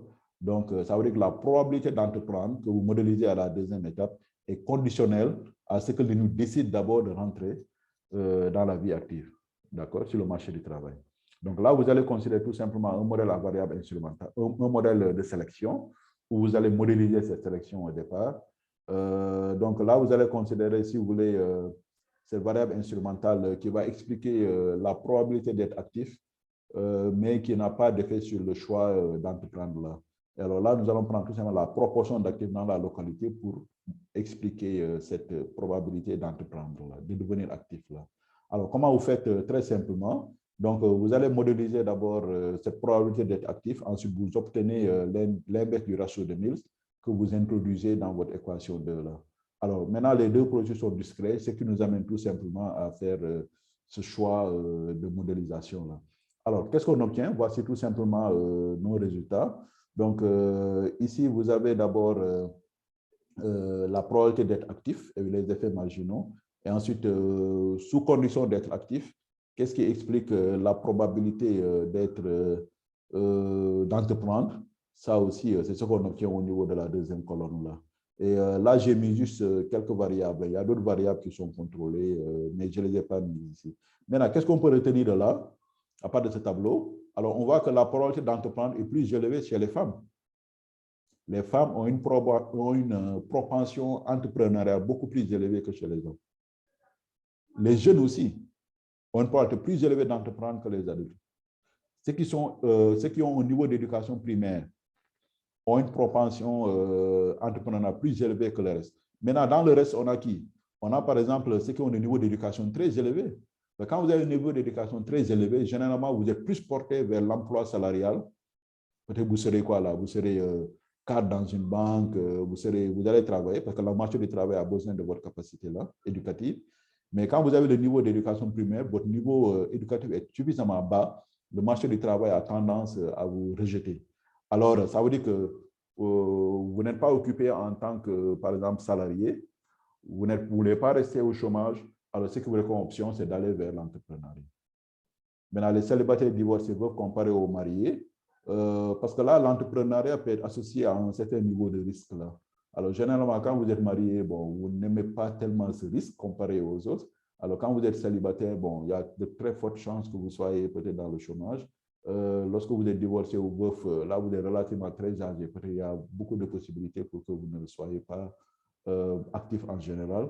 Mais dans tous les cas, vous verrez que lorsque vous êtes dans ces catégories-là, vous êtes plus porté vers l'emploi, vers l'entrepreneuriat que les mariés qui ont plutôt tendance à verser dans l'emploi salarié ou le chômage. Maintenant, les personnes qui souffrent d'un handicap aussi, même chose. Hein. Quand vous êtes handicapé, généralement, on a cette tendance à une discrimination sur le marché de l'emploi. Donc, ça veut dire qu'il est très difficile pour vous d'avoir un emploi salarié, d'une part, et vous ne voulez pas opter pour le chômage. Alors, ce qui vous reste, c'est quoi là? C'est développer votre propre initiative. Là. Maintenant, si vous êtes dans un ménage de grande taille ou bien dans le milieu rural, généralement, la probabilité de vous lancer dans l'entrepreneuriat est beaucoup plus élevée. Si vous êtes, par exemple, dans un ménage où le chef, par exemple, est soit chômeur, soit inactif, c'est-à-dire qu'il n'a pas de revenus, alors vous, par exemple, qui dépendez de ce chef-là, vous avez plus de chances de vous lancer dans l'entrepreneuriat, générer un revenu pour pouvoir contribuer au ménage-là. Mais également le ménage handicapé. Hein. Et un autre élément qui est important ici, c'est que si vous avez un chef, si vous êtes dans un ménage où le chef est entrepreneur, vous avez plus de chances, vous aussi, de vous lancer dans l'entrepreneuriat.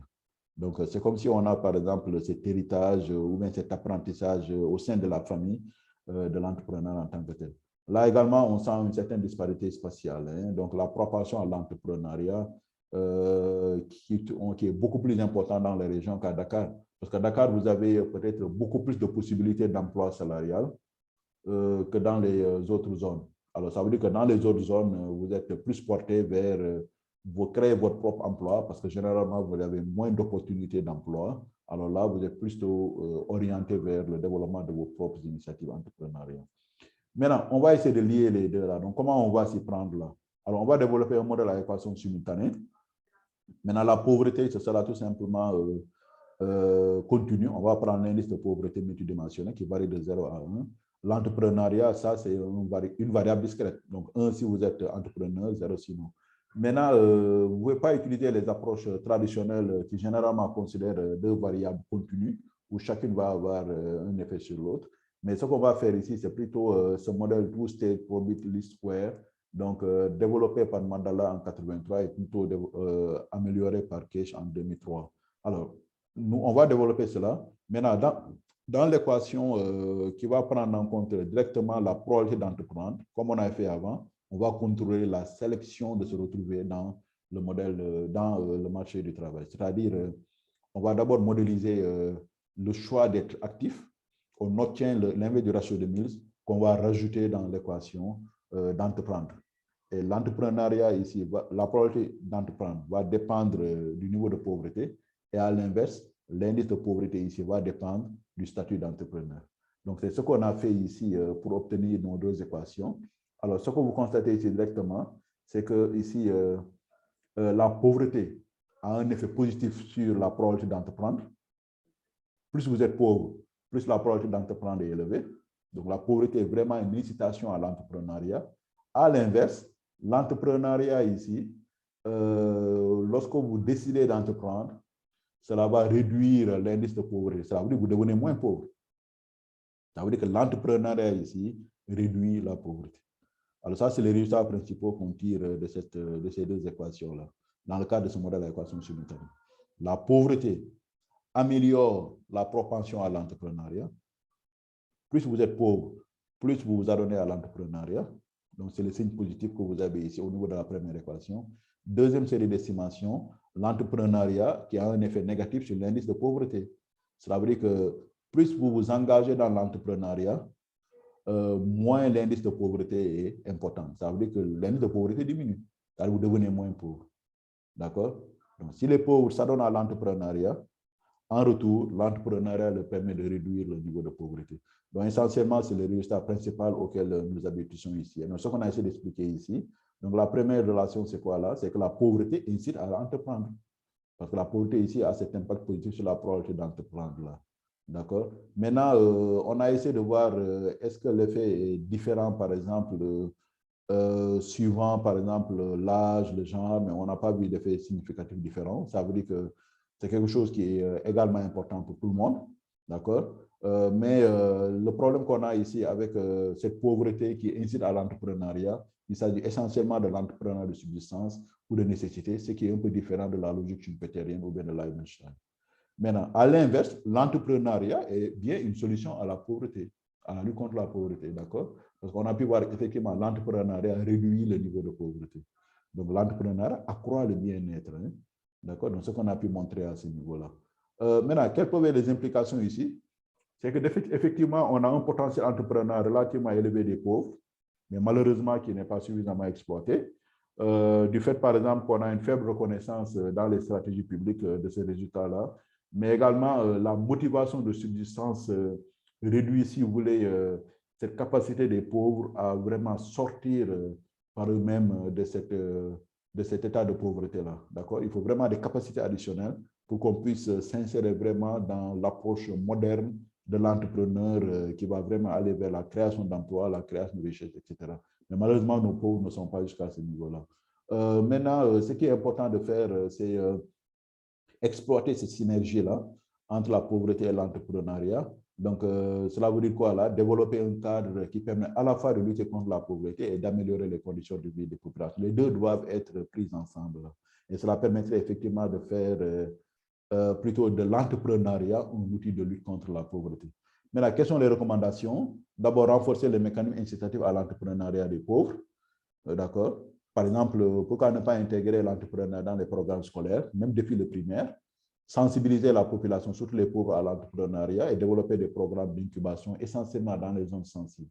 Et en mettant l'accent, par exemple, sur les populations vulnérables, en particulier les handicapés. Ensuite, appuyer les initiatives entrepreneuriales des pauvres et des groupes vulnérables. Ça veut dire que si un pauvre se lève, par exemple, pour lancer une activité aussi minime soit-elle pour améliorer ses conditions de vie, il faut que l'État puisse l'accompagner dans cette initiative-là. Par exemple, pour ce qui est des procédures administratives, si c'est un pauvre qui se lève pour créer une entreprise formelle, alors il faut qu'il y ait des guichets spécifiques qui sont dédiés à ces pauvres-là. Développer des programmes de mentoring, autrement dit, dans des localités où vous avez des pauvres que vous voulez lancer dans l'entrepreneuriat, amener par exemple des entrepreneurs vraiment bien établis qui puissent les accompagner là. Développer une fiscalité qui soit incitative en faveur des vulnérables, en particulier les handicapés. Donc, lorsqu'un handicapé se lance dans l'entrepreneuriat, réduisez par exemple le taux d'impôt sur les sociétés, par exemple, qu'il paie. Alors ça va l'inciter. Ou bien faites des remises de TVA, par exemple. Ensuite, rationaliser le cadre institutionnel. Hein. Par exemple, vous avez l'État qui a ses initiatives avec, si vous voulez, une priorité donnée en matière d'emploi ou en matière d'entrepreneuriat. Vous avez également les bailleurs de fonds, les partenaires de l'État qui ont également des programmes pour favoriser l'emploi. Il faut qu'il y ait une certaine cohérence entre tout ça. Mais également l'État qui peut avoir plusieurs programmes pour favoriser l'emploi, pour favoriser l'entrepreneuriat. On a pu voir différents fonds que l'État a mis en place. Il est temps maintenant de faire une mise en cohérence de ce cadre-là, c'est-à-dire regrouper tous ces fonds-là en un seul. Regrouper toutes les initiatives qui proviennent de plusieurs ministères en une seule plateforme, ça permettrait, si vous voulez, d'avoir une meilleure utilisation des ressources qui sont relativement très rares. Alors, nous pensons que si nous allons dans ces différentes directions, on pourrait effectivement réduire la pauvreté en encourageant l'entrepreneuriat chez les pauvres. Voilà, donc, telle est l'économie du travail que je vous soumets. Et maintenant, on va passer à la partie questions-réponses. Donc, on va peut-être prendre deux et ensuite, on va revenir sur les questions qui sont posées sur le chat là. Voilà, donc, qui voudrait prendre la parole?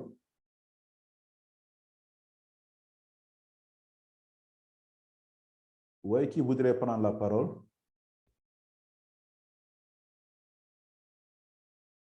Donc, vous pouvez désactiver votre microphone et puis poser vos questions. Bonjour, professeur. Oui, bonjour, c'est Fabrice Nombi.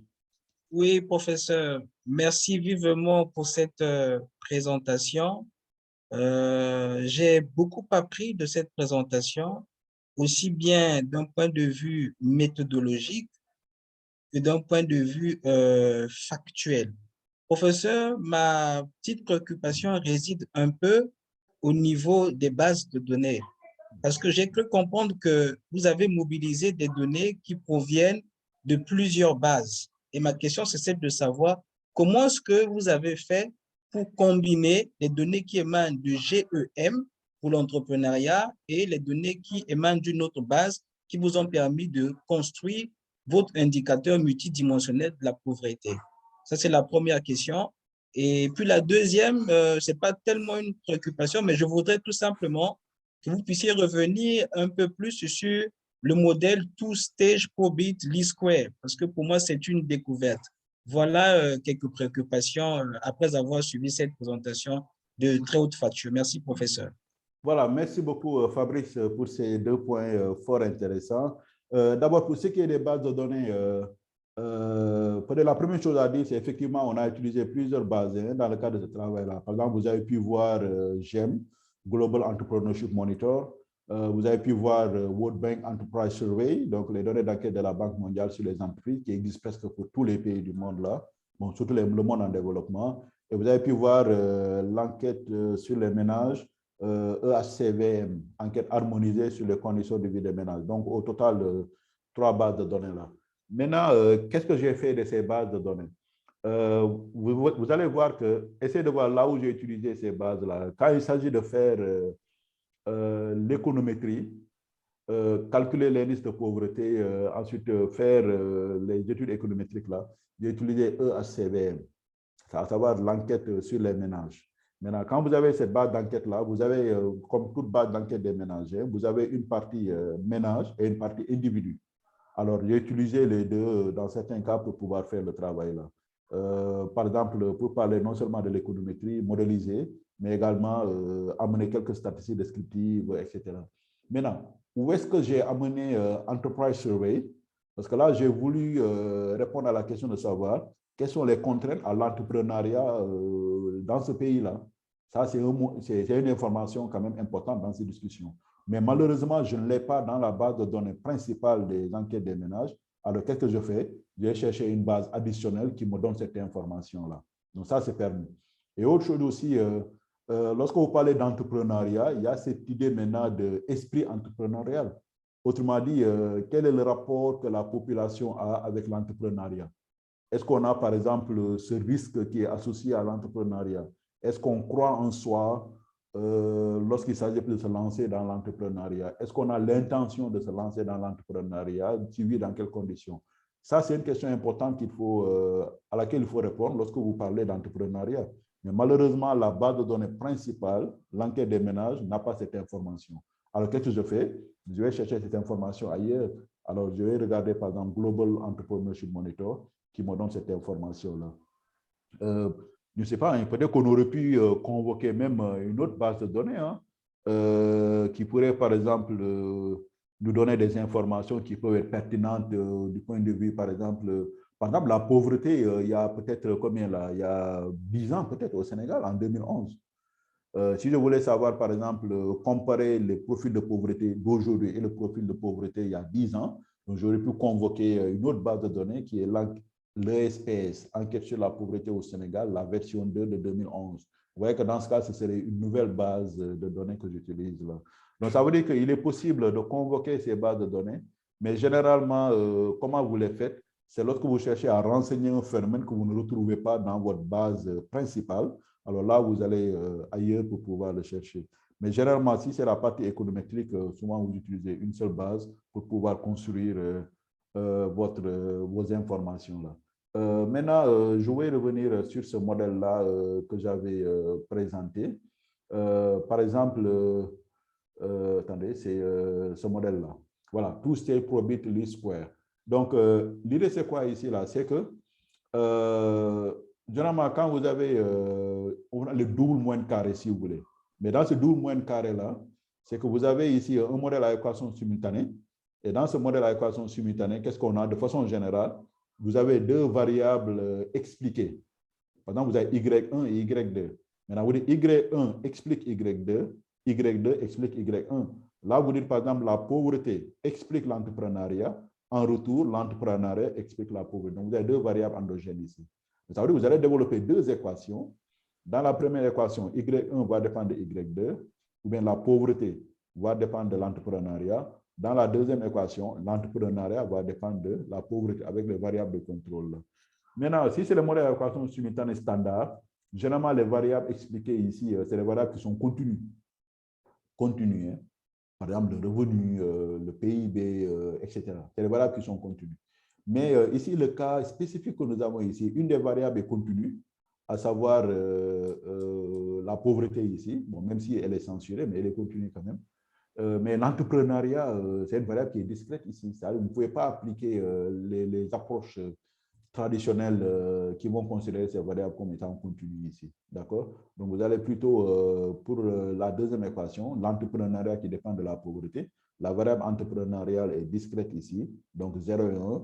Donc, il faut prendre en compte le fait que ici, vous allez l'estimer par le modèle probit ici. Donc, maintenant, si vous enlevez pro, me considérez tout simplement tout stage du square, ça veut dire qu'ici, vous avez deux étapes. Donc, la première étape, c'est quoi là? C'est que là, vous allez tout simplement, c'est comme si on vous demande de résoudre votre système d'équation. Parce que vous avez un système d'équation, un système de deux équations à deux inconnues. Alors, comment vous résolvez ça mathématiquement? Vous allez tout simplement résoudre ce système par des méthodes de substitution, etc.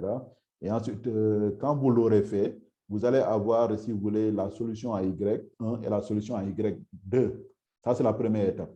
Et ensuite, maintenant, quand vous avez vos solutions, vous allez les appeler Y1 et chapeau, Y2 chapeau. Maintenant, c'est ça que vous allez reporter dans les équations de départ là.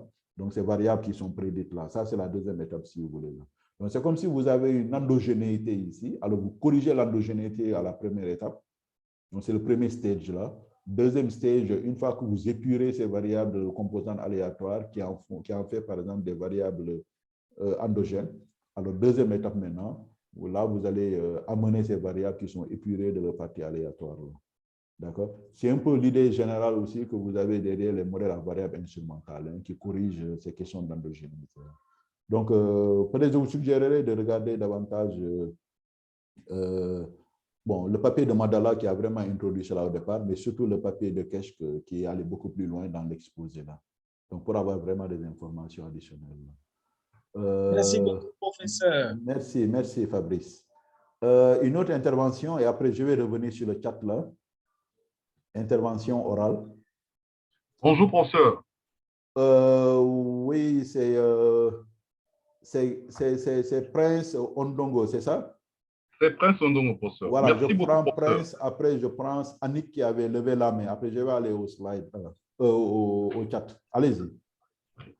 Professeur, je tiens à vous dire une fois de plus merci pour votre présentation, car j'ai beaucoup appris.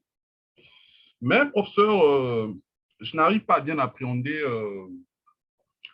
votre explication sur le niveau d'éducation plus élevé. C'est-à-dire que lorsque le niveau d'éducation est plus élevé, la probabilité d'être pauvre chez l'individu y est tellement élevée. Bon, mais, vous revenez au niveau de l'entrepreneuriat pour dire, bah, mais quand l'individu a beaucoup étudié, il y a plus de chances que l'individu ne puisse pas entreprendre, mais que l'individu part vers des emplois de banquier, c'est-à-dire que des emplois qui ont une rémunération de salaire plus élevée. Bon, je n'arrive pas tellement à bien appréhender ça. Si vous pouvez revenir sur ça afin que j'essaie de retenir vraiment quelque chose de bien sur ça. Merci pour ça. Voilà, merci beaucoup, Prince. Bon, vous savez, généralement, lorsqu'on fait l'économétrie, moi, je dirais que c'est la partie la plus simple de notre travail. Là. Maintenant, la partie la plus compliquée, c'est de donner un sens à ces résultats que vous obtenez. Autrement dit, les données vont parler. Ça, c'est les résultats que vous obtenez, que vous avez ici. Hein. Maintenant, la question, c'est de savoir dans quelle mesure ces résultats pourraient renseigner sur un phénomène quand même qui a un sens. Alors, qu'est-ce que ces résultats nous disent ici, là? C'est que ici, en fait, regardez les résultats d'abord hein, au niveau de votre estimation ici, là. Qu'est-ce qu'on a ici? Donc, on a ici le niveau d'éducation primaire. Vous avez un coefficient négatif qui est associé. D'accord? Et ça, c'est valable aussi bien pour le modèle Probit que le modèle Tobit. Hein? Donc, vous avez un résultat négatif ici, là, c'est négatif aussi, etc. D'accord? Donc, ça veut dire quoi? La catégorie de référence ici, c'est l'individu qui n'est pas éduqué. D'accord? Donc, ça veut dire quoi ici, là? Si le coefficient est négatif, ça veut dire quoi? L'individu qui est,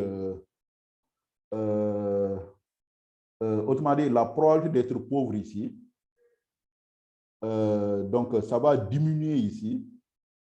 Donc, 1, c'est quoi? 1, c'est cette catégorie-là. 0, maintenant, c'est l'autre. Ça veut dire quoi? Lorsqu'on va passer de 0 à 1, ça veut dire on va aller vers ces individus qui sont relativement éduqués là. Qu'est-ce qu'on a ici? On a plutôt la probabilité d'être pauvre qui baisse. C'est ce que le résultat nous dit ici. Hein? Je ne sais pas si c'est comme ça que je l'ai expliqué là. Donc, par rapport à la catégorie de référence, qui est ici l'individu non éduqué, lorsqu'on parle de l'individu non éduqué à l'individu éduqué, donc de 0 à 1, la probabilité d'être pauvre diminue. Cela veut dire que l'éducation réduit la probabilité d'être pauvre. Je ne sais pas si je l'ai expliqué comme cela ou pas, ou bien peut-être j'ai dit le contraire, mais ce qu'il faut retenir, c'est ça. Donc, la catégorie de référence, c'est l'individu non éduqué. Donc, ça veut dire que l'individu qui a le niveau d'éducation primaire, secondaire, générale ou technique supérieure, on le compare à l'individu qui est non éduqué. Et le coefficient étant négatif ici, ça veut dire quoi? Ces individus qui ont un quelconque niveau d'éducation ont une probabilité d'être moins pauvres que l'individu qui n'est pas éduqué. Donc, l'éducation réduit la pauvreté. Maintenant, lorsqu'on revient à notre modèle entrepreneurial, donc, qu'est-ce qu'on voit ici? Là, c'est la probabilité d'entreprendre. Alors, qu'est-ce qu'on remarque ici? On remarque que, de façon générale, toujours par rapport à la référence ici, qui est l'individu non éduqué, bon, vous pouvez avoir des signes quand même un peu différents. Mais en général, qu'est-ce qu'on a? Vous avez cet individu qui a un niveau d'éducation donné, d'accord, qui est moins porté à l'entrepreneuriat que l'individu qui n'a pas d'éducation. À l'inverse, l'individu non éduqué est plus porté à l'entrepreneuriat que l'individu éduqué, en moyenne. Maintenant, comment expliquer ce phénomène-là? C'est que du moment que le marché du travail a tendance à valoriser les compétences, la plupart du temps acquises à travers le système éducatif, ça veut dire que si vous avez donc un diplôme donné que vous avez pu obtenir de l'éducation, que ça soit secondaire, supérieur, etc., donc vous allez sur le marché du travail et le marché du travail aura tendance à valoriser vos compétences-là. Donc, vous allez demander un emploi et vous avez tendance à avoir un emploi salarié. Mais l'individu qui n'est pas éduqué, qu'est-ce qui va lui arriver? Il n'a rien à faire prévaloir sur le marché du travail. Il n'a pas de compétences, de savoir-faire qui intéresseraient les entreprises là. Ça veut dire que lui, il a moins de possibilités sur le marché du travail en termes d'emploi salarié. Alors, il nous reste deux choix maintenant. Soit il se résigne à ne pas avoir un emploi, il va rester dans le chômage, ou bien il décide de créer son propre emploi. Alors, c'est en ce sens maintenant qu'il va se lancer dans l'entrepreneuriat, peut-être dans le commerce, ou bien si c'est le monde rural, dans l'activité agricole, d'accord? Et là, ça va lui permettre maintenant de générer un revenu à travers une activité qu'on va considérer comme l'entrepreneuriat. Donc, c'est l'explication, je crois, qu'il faut retenir ici. Hein? D'accord? Donc, lorsque vous avez un niveau d'éducation donné, vous allez sur le marché du travail avec, vous avez tendance à avoir un emploi salarié parce que le marché du travail valorise ces compétences-là. Alors, quand vous avez ce revenu, bon, supposons que c'est quand même suffisant, hein, ce revenu-là, ça permet d'avoir un niveau de vie important, donc vous n'êtes pas pauvre. D'accord? Mais de l'autre côté, si vous n'avez pas d'activité, si vous n'avez pas de compétences acquises à travers l'éducation, qu'est-ce qui va se passer? Le marché du travail vous offre très peu d'opportunités en termes d'emploi salarié. Alors, qu'est-ce qui vous reste là si vous voulez avoir de l'argent, un revenu pour vivre? Allez créer votre propre emploi.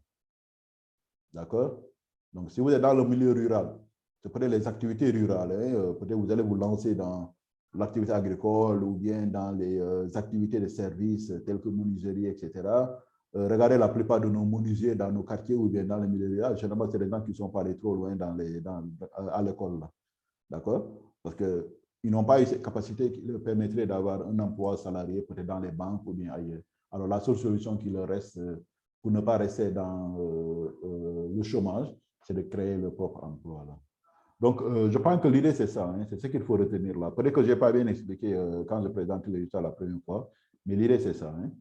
D'accord? Donc, quand vous avez un niveau d'éducation donné, relativement avancé, vous avez moins de chances d'être pauvre, vous avez plus de chances d'être riche, entre guillemets. D'accord? Mais lorsqu'il s'agit de se lancer dans l'activité entrepreneuriale, vous êtes moins incité à entreprendre. Vous préférez aller chercher un emploi qui vous donne un bon salaire, parce que le marché du travail peut vous offrir cela, alors que celui qui n'a pas cette possibilité-là, il va aller maintenant, il est plus incité à créer sa propre affaire et puis se faire de l'argent et puis s'en sortir. Donc voilà, je crois, les explications à ce niveau-là. Peut-être que ça n'a pas été bien fait au moment de présenter. Je crois que c'est le cas maintenant. Hein. Voilà. Merci, merci, professeur. Merci du flou enlevé. Merci beaucoup, professeur. Merci à vous. Donc, je vais prendre Annick Soraya. Après, je vais lire le chat là pour voir les questions qui sont posées. Alors, bonjour monsieur, bonjour à tous. Bonjour. Merci pour cette belle présentation. Ça a été vraiment très, très clair. Et justement, j'allais aussi apporter une petite remarque sur ce déterminant de la pauvreté qui était un niveau d'éducation plus élevé. En fait, ce n'est pas une question que je vais poser, hein, c'est juste une petite explication si ça peut aider, si ça peut vous aider, en fait, si ça peut être utile. Moi, je ne trouve pas ça très contradictoire, comme vous le dites, parce que suite aux situations que je vois quotidiennement et aussi suite à vos explications, je pense que le niveau d'éducation peut avoir, sans vouloir décourager nous qui étudions, hein, le niveau d'éducation plus avancé peut avoir un lien avec la pauvreté, tout simplement parce que, comme vous l'avez dit, les individus qui n'ont pas fait, les personnes qui n'ont pas fait d'études doivent créer leur propre emploi. Et d'habitude, quand on crée notre propre emploi, quand on travaille à notre propre compte, on gagne beaucoup plus. En fait, c'est ce que je remarque ici à Madagascar. Hein. On gagne beaucoup plus que quand on est salarié. Et du coup, on a tendance à remarquer que les gens qui travaillent dans l'entrepreneuriat sont beaucoup plus riches que ceux qui travaillent en tant que salariés. Voilà. Et du coup, je trouve que ça peut être aussi une petite explication à cela, mais je ne sais pas si on peut le prendre. Voilà, merci. Oui, effectivement, je crois que c'est des points importants qui rentrent dans l'explication générale de ce phénomène-là, à savoir, donc de façon générale, je crois que c'est un des messages importants à tirer à ce niveau-là par rapport au rôle de l'éducation dans la relation entrepreneuriat et pauvreté.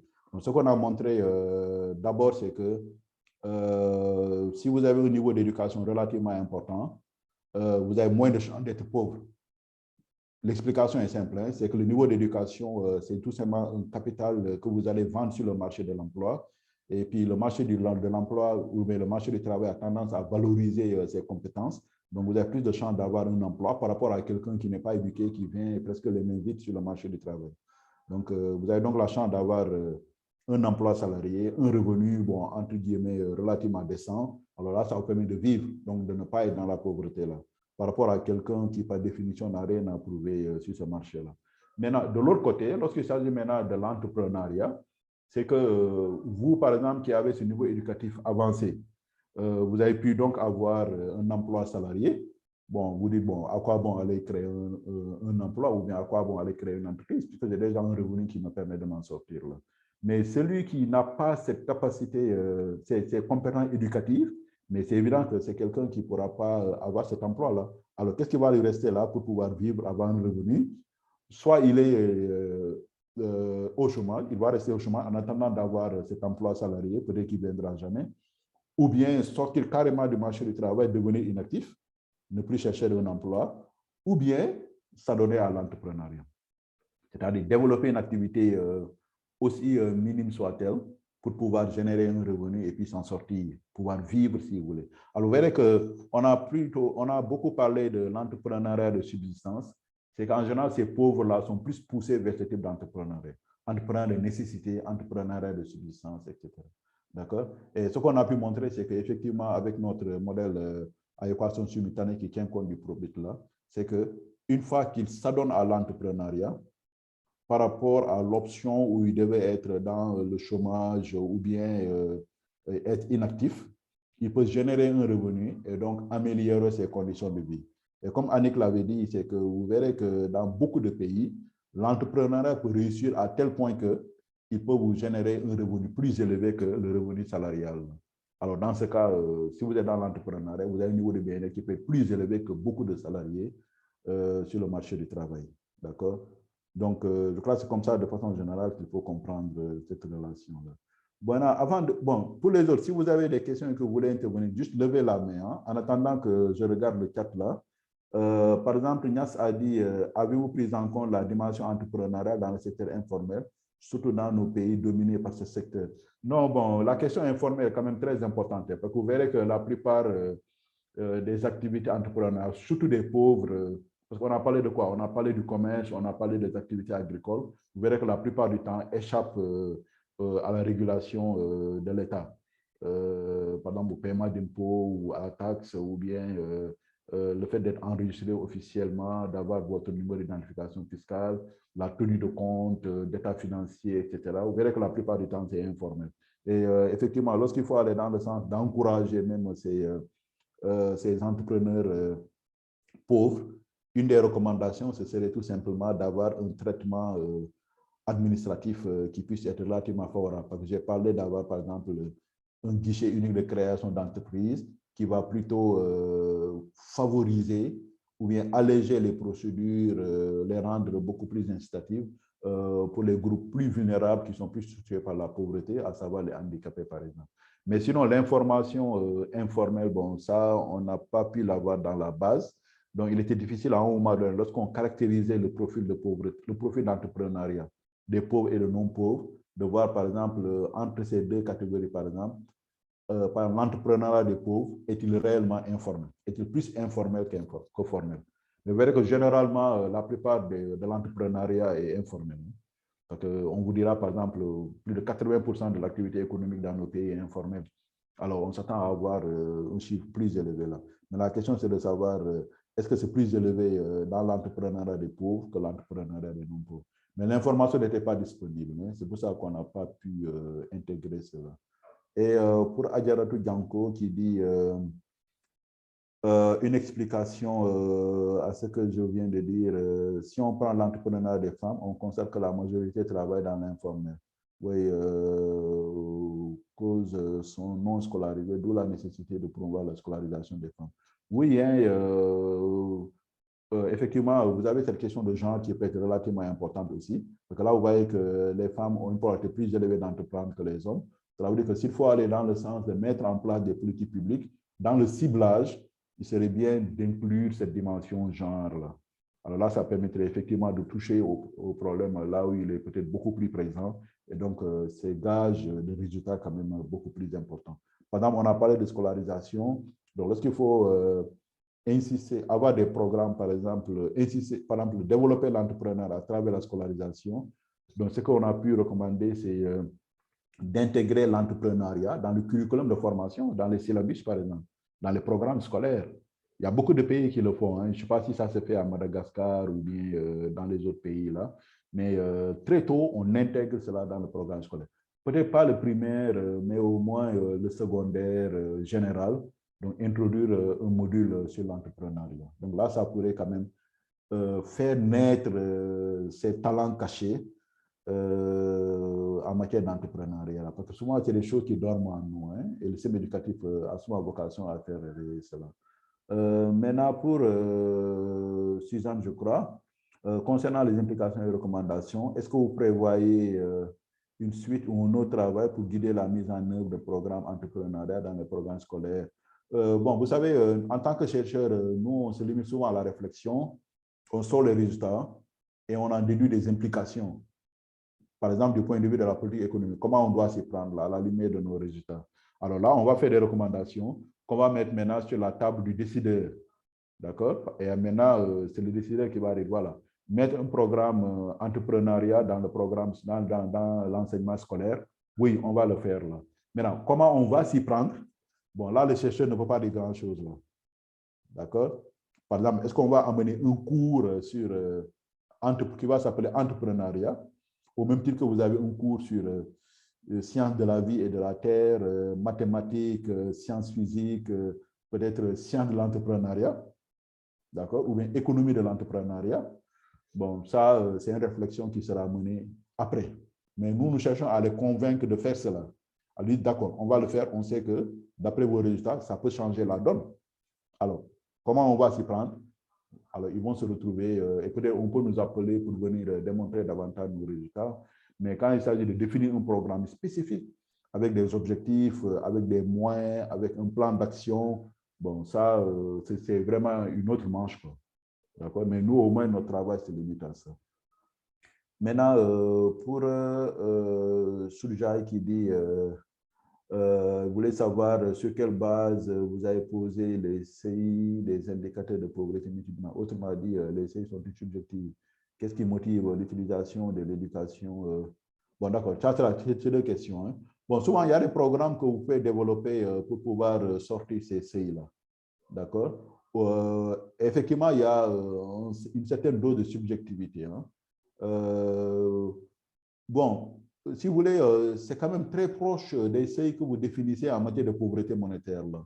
Par exemple, lorsque vous dites, voilà, on va essayer d'avoir un seuil de pauvreté monétaire qui est équivalent, par exemple, disons, disons 1200.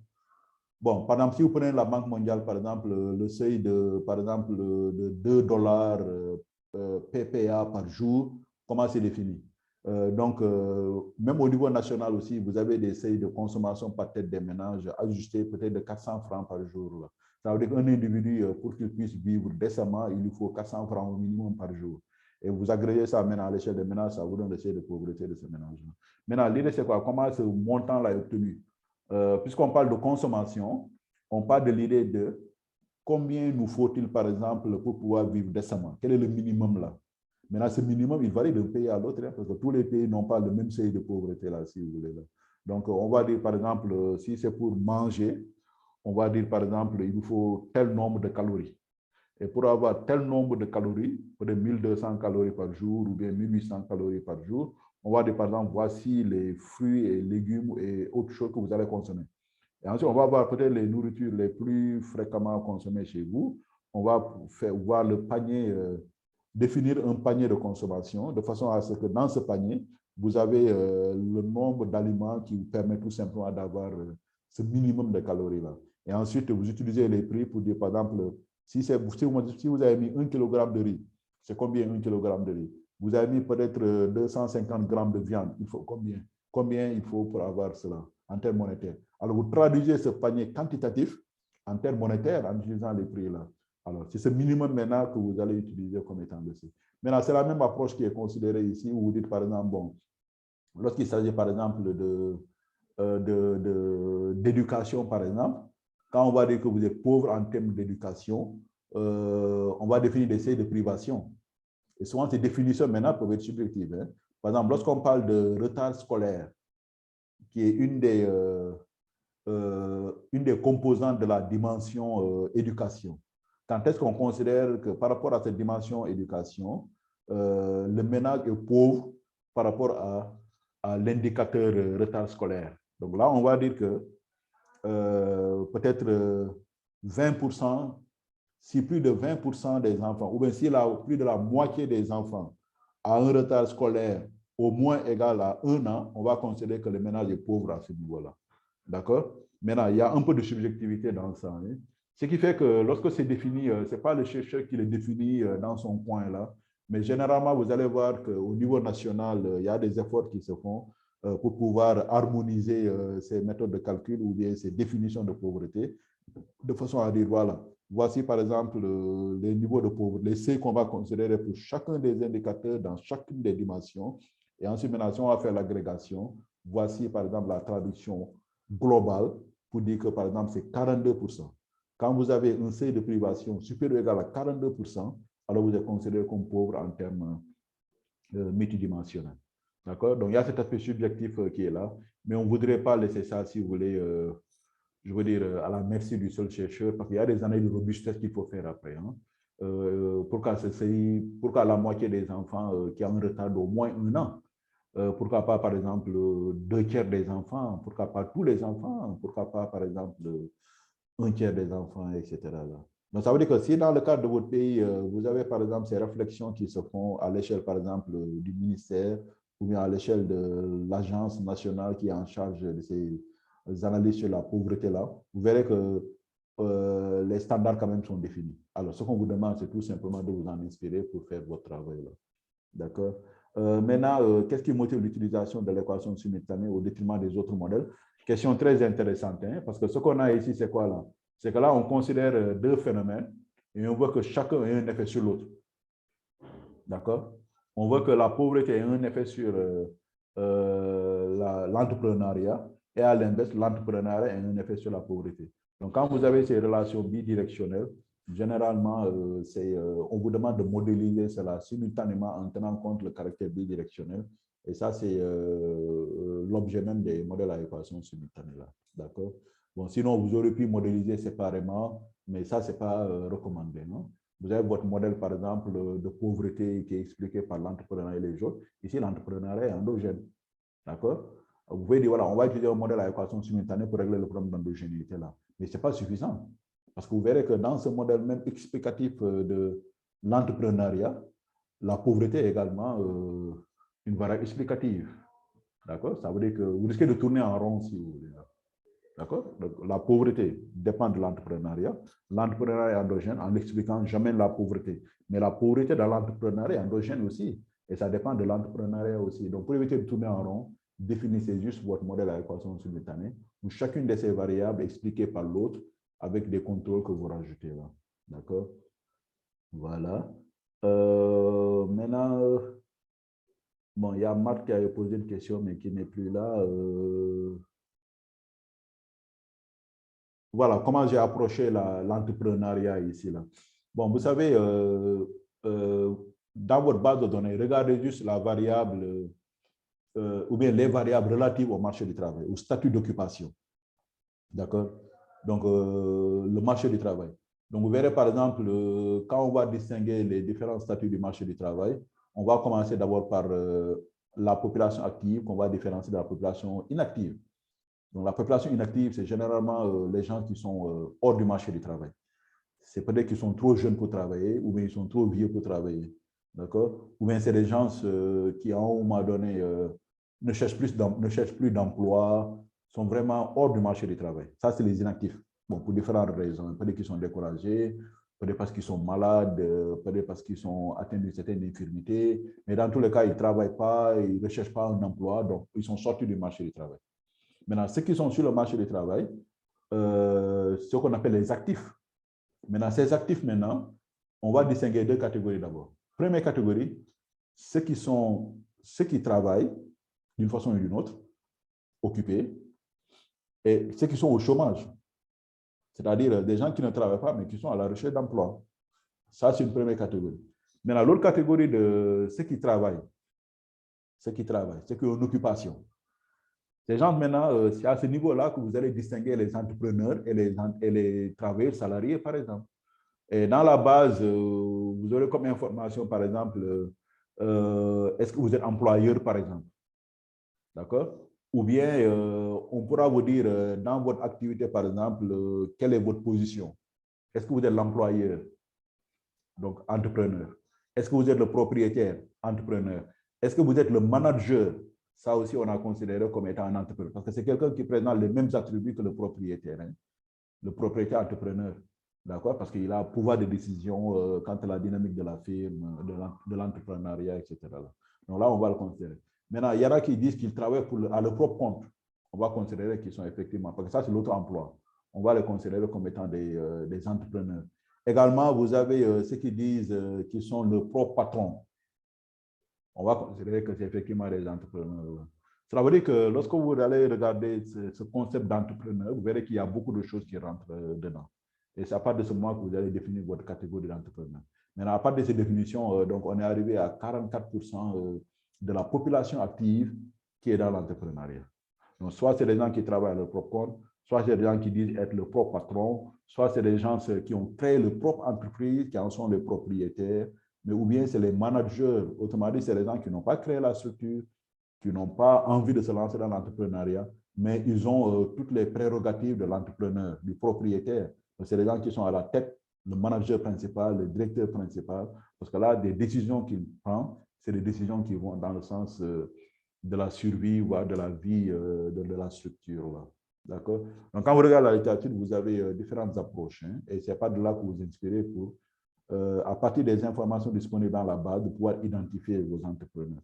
Mais sinon, il n'y a pas une variable qui va dire est-ce que vous êtes entrepreneur, oui ou non? Non. C'est juste là, une compréhension qu'il faut avoir de ce concept et à partir de là, chercher les informations disponibles dans la base pour pouvoir identifier ces entrepreneurs. Maintenant, pouvez-vous, donc pensez-vous que une question, hein, que les différentes stratégies mises en place par l'État ont été efficaces et ont permis à une couche de la population de sortir de la pauvreté? Bon, c'est un peu difficile à dire, hein, parce que si vous voulez, le travail n'a pas consisté à apprécier le niveau d'efficacité d'une stratégie donnée par rapport aux différentes stratégies existantes, ou bien est-ce qu'en définitive, telle stratégie a été efficace dans le sens, par exemple, de faire sortir les pauvres de leur situation? Bon, si vous voulez, tel n'a pas été l'objet de la recherche. Là. La recherche, là, c'est quoi? C'est tout simplement de dire, est-ce qu'on peut faire de l'entrepreneuriat un moyen pour sortir de la pauvreté?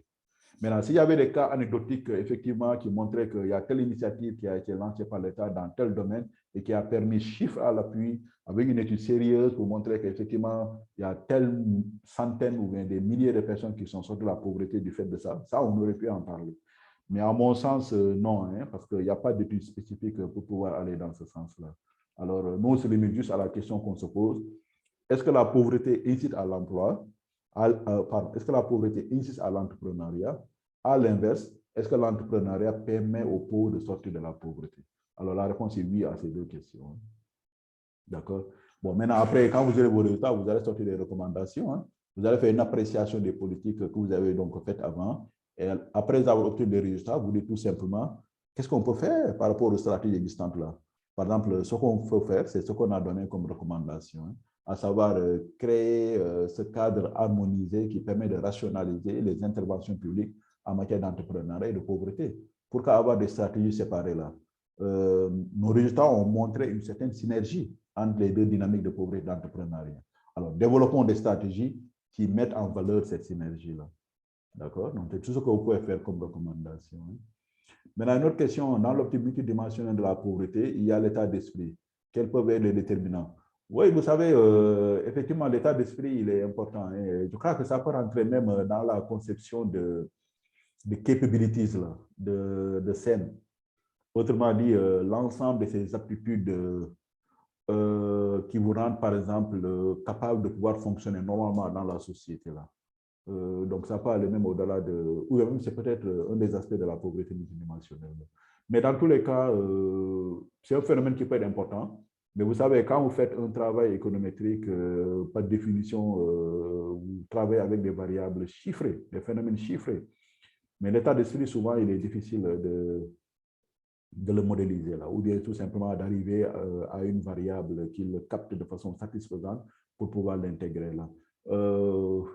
Maintenant, dans quelle mesure ça pourrait effectivement être le cas, bon, là, ce serait difficile à dire.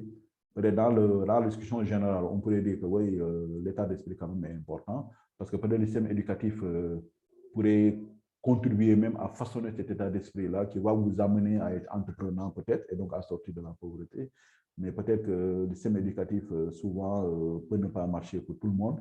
Et ça veut dire que c'est les individus qui se retrouvent peut-être avec un état d'esprit, je ne sais pas, d'assister ou bien qui n'aiment pas tellement prendre de risques, qui se contentent, si vous voulez, du peu qu'ils ont, ou bien qui se limitent tout simplement à leur situation de précarité sans pour autant chercher à en sortir là. Là, on est d'accord avec vous, mais le problème, c'est juste chercher à quantifier ces phénomènes-là pour pouvoir les intégrer dans l'analyse proprement parlée.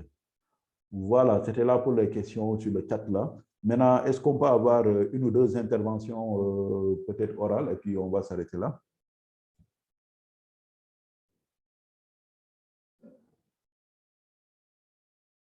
Oui.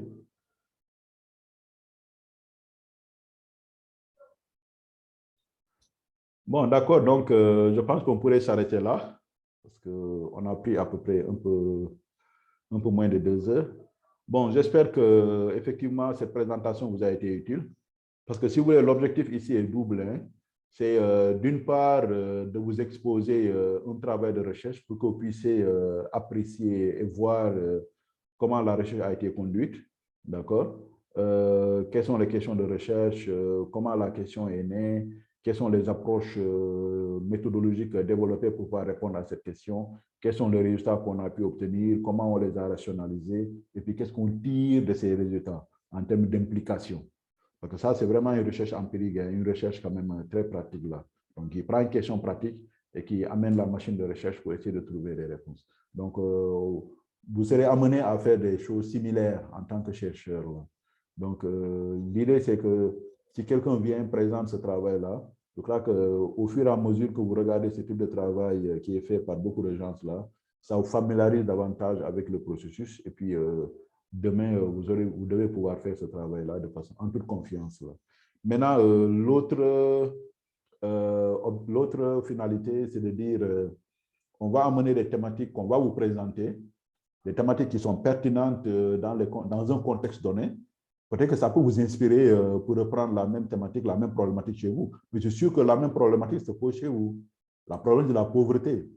Et se pose presque en des termes identiques dans presque tous nos pays africains. L'entrepreneuriat aussi, ça doit être une problématique qui intéresse non seulement vos décideurs, mais également la recherche qui se mène dans vos pays là. Donc l'idée c'est ça, hein, c'est vous exposer ces problématiques et puis de susciter, si vous voulez, un débat, un intérêt, et de façon à vous pousser à pouvoir aborder cette question dans votre contexte. Donc vous verrez que en termes de recherche, vous allez pouvoir produire un travail de qualité que vous allez publier et contribuer au débat scientifique, mais également du point de vue de la politique économique ou bien de la politique de façon générale dans votre pays, vous devez pouvoir envisager ces réflexions et donc contribuer au débat politique de vos pays là. Donc, c'est vraiment l'une des finalités, les deux finalités, si vous voulez, de cette approche, en fait, de cet exercice-là. Donc, nous pensons que ça vous a été très utile. Bon, peut-être juste une question, une dernière, où vous avez fait une recherche quantitative et qualitative à la fois. Bon, elle est plutôt quantitative, hein, parce que vous allez voir, en fait, il y a un aspect qualitatif, si vous voulez. Quand vous cherchez à apprécier des phénomènes sans pour autant passer par des aspects chiffrés, par exemple, quand vous dites, voilà, on a plusieurs politiques qui sont vues, qui sont mises en place, ensuite vous cherchez tout simplement à peut-être apprécier la portée de ces politiques sans pour autant passer par des chiffres là, oui, ça peut être qualitatif. Un autre aspect qualitatif, c'est quand vous allez faire des entretiens, recueillir les points de vue des autres. Ça, c'est également un aspect qui peut rentrer dans l'approche qualitative. Mais majoritairement, elle est quantitative, hein. D'accord? Posez vos questions, amenez des données pour pouvoir traiter la question et puis sortir des résultats, des implications et des recommandations aussi. D'accord? Voilà, donc merci beaucoup à tout le monde. Maintenant, le prochain rendez-vous, ce sera la semaine prochaine.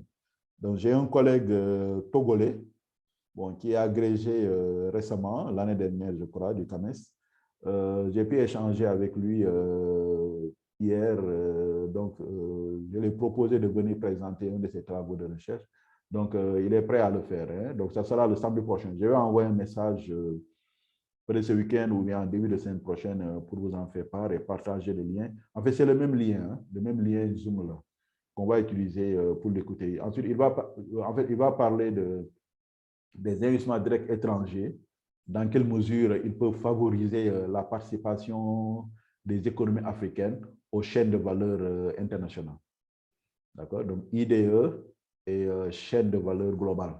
Donc, c'est un de ces derniers papiers-là, il va venir présenter ça.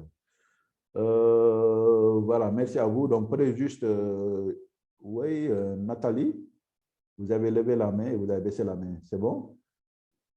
Voilà. Non, c'est bon, j'ai juste applaudi. Ah, merci à vous. Donc, j'applaudis à tout le monde aussi, hein.